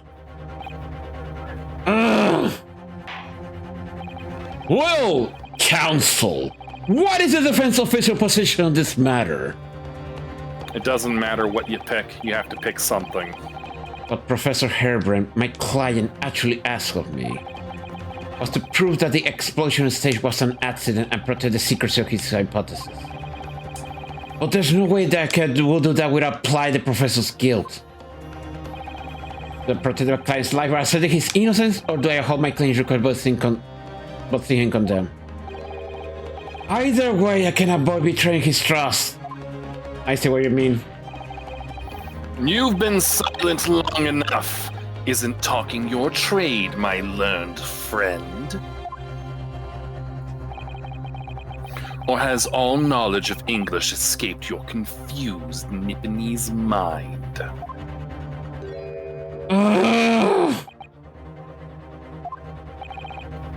Mr. Naruhodo!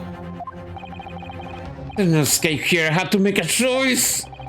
It's an impossible one. I have to give up on something, but what?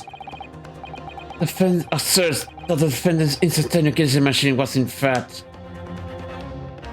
Which do you want to do? What flavor of betrayal shall you provide? I'm sorry. I still think that he was fooled by Asman to be a dupe in this whole thing. Yep. So a conjuring trick. I'm sorry.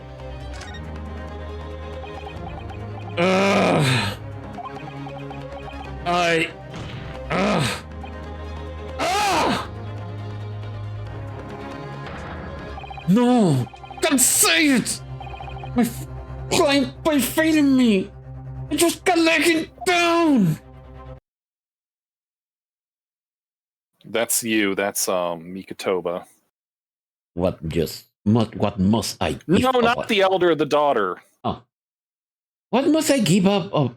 What must I give up on? It's not the question you have asked yourself here. It's what I cannot protect. Hello again, Mr. Naruhodo. It's been far too long. Susato-san!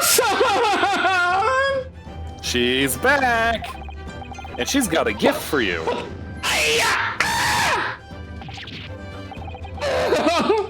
My sister's had to take it in 6 months. I missed them. There'll be time to talk to later, Mr. Naruhodo. For now, we must concentrate on the task at hand. Which is working, not out what I give up on, but what I can protect. Professor Hairbrain. Yeah? Yesterday you told me that science is the pursuit of truth. Well, my job is to pursue the truth too. Yeah, of course. And personally, I believe that you didn't stab Mr. Asman. I think you come to realize something yourself too, haven't you? That your experiment and the machine you built with the witnesses are questionable. The truth behind it is what we must both pursue now. Ah! I'm so fucking this. I thought I had you there for a moment. So, you finally opened your eyes. So he knew. He knew all this time. What? And as for you, Albert, you can't ignore this any longer. Motherfucker have been patronizing all this time. It's my specialty, you know. One of my stand powers. Ah! Having heard my learned friend's assertion, don't you have something to say? But, Belk!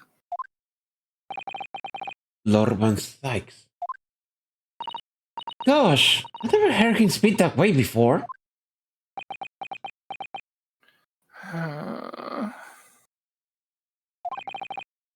In truth, there is one thing. Something I've remembered that's of relevance. What? On the day it happened, just before I began the experiment, I saw a man near the stage. A man holding that crossbow. Thank you! I beg your pardon!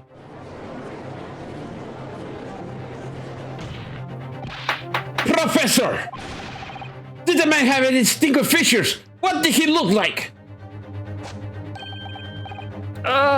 Taller than me, and thinner than me, with straight hair, straighter and whiter than mine. Just out of That's curiosity. no one we've met so far. Nope.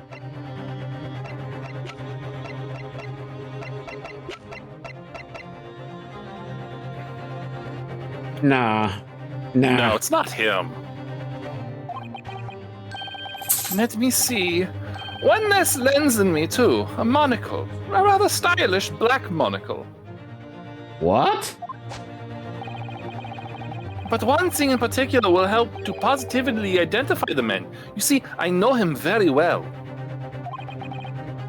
After all, he's the engineer who built my invention. What?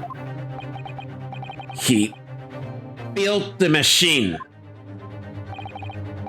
That's right. Mr. Asman introduced him to me a year ago. He's a man by the name of Yes. Enoch Drebber. Enoch! Drebber? Does this name mean something? Member of the jury's in fluster. Not a name any scientist wishes to hear. The man's an abomination. Not a name any conjurer wishes to hear either. Who on earth is he? I'm afraid this isn't the first tale of this nature that I have heard in scientific circles in connection with that name. There's talk of other flamboyant experiments that turn out to be nothing but stage trickery in the end. Obviously, the rascal is after the government's research grant money. When magicians are in need of money, I have heard of them resorting to these underhand tactics. The acquaintances of mine which experience of such things have mentioned Enoch Drebber's name before. And the man is both an engineer and a magician. Yes, we're dealing with an unparalleled confidence trickster here. That's Enoch Drebber for you.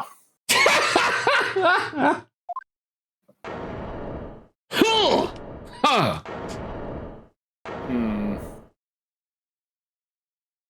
That's what we needed. And I finally realized he got had. Yes.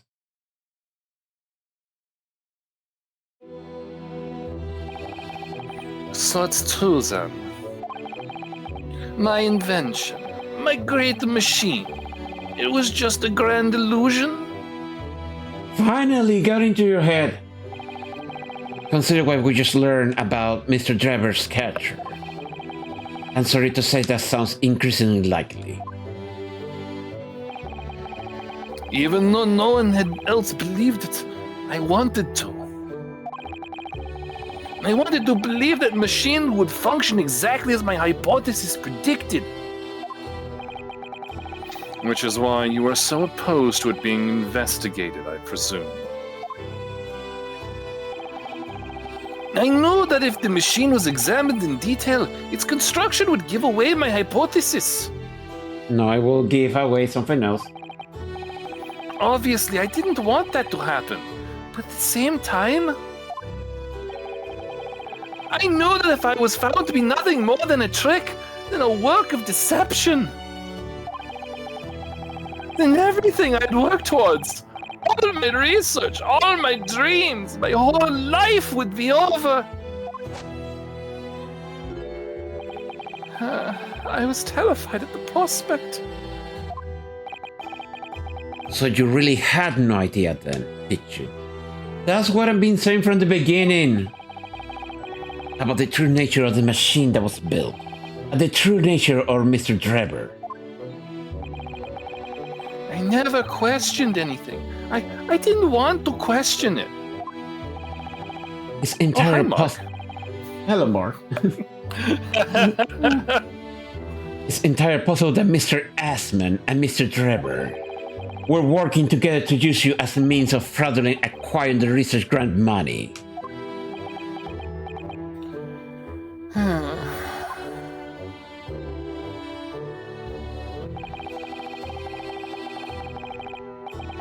When I announced my invention to the crowds that day, it was the first moment of my career. I pulled all the levers and turned all the dials in exactly the way Drebber had described.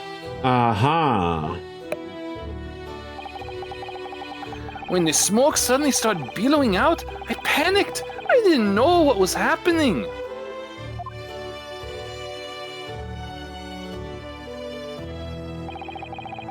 But I really don't know how the whole illusion was made to work. I don't know anything anymore.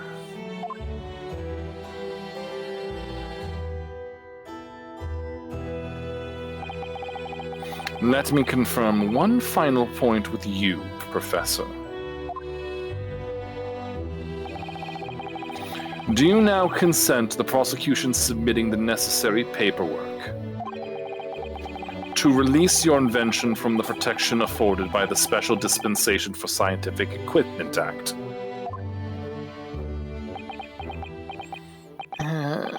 Yes, please go ahead. I'm very sorry.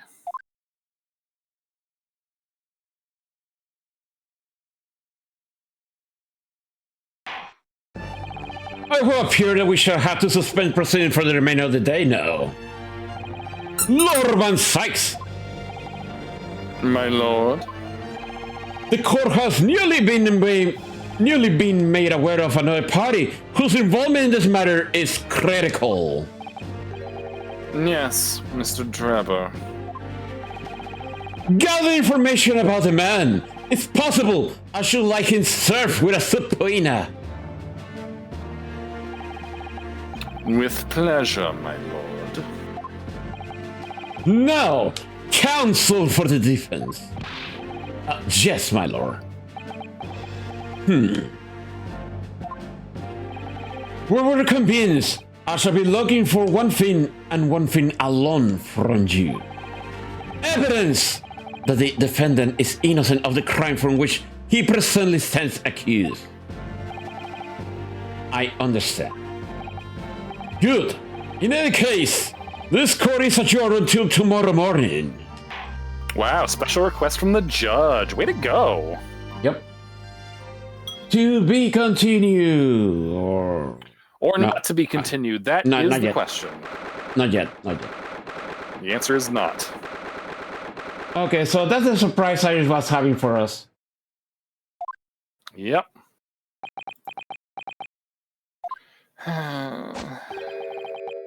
Mr. Naruhodo. Yes. I'm so sorry.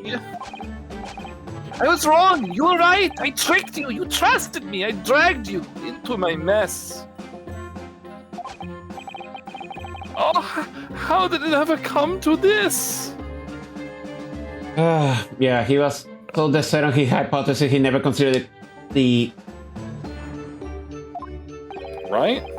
I'm so sorry! You really had no idea, Professor, about what Mr. Driver was really up to, about what he was really constructing. Naturally! That machine was the embodiment of my hypothesis, all of my hopes and dreams. I had complete faith in it. Alright, in that case, I won't say anymore. Now, sadly, the murder accusation against you still stands. So we must do as much investigation as we can before the trial resumes tomorrow.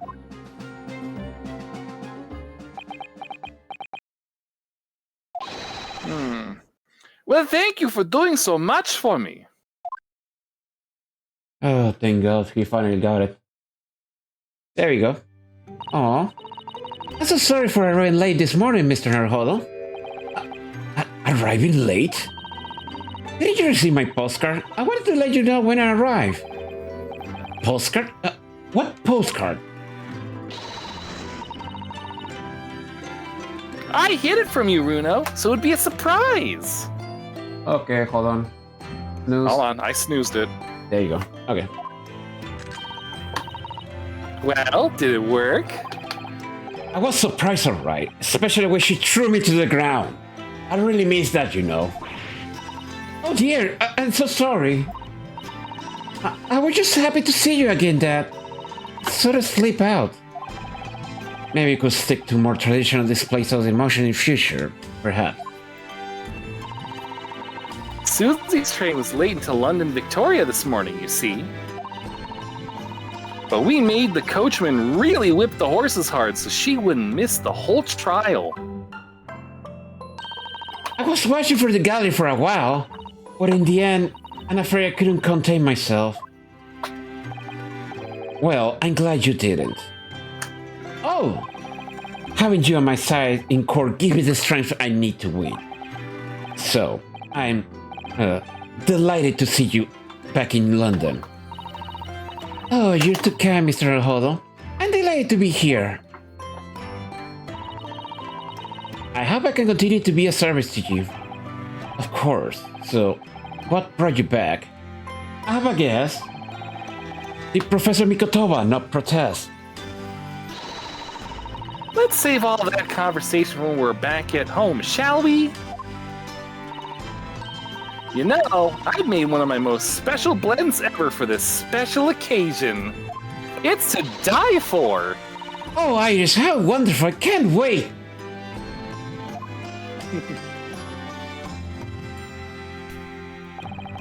Susato-san was back in London. It's hard to describe how happy that made me feel at the time. But despite my elation, our tale was about to take yet another extraordinary turn. Oh, I can't wait for next week then. Oh yeah. Getting And good. neither should you, folks. To be continued for real this time. Yep, I think that's enough for today. Oh yes, I agree. Oh, thank you for the follow, DJ. I appreciate it. Hey, thanks!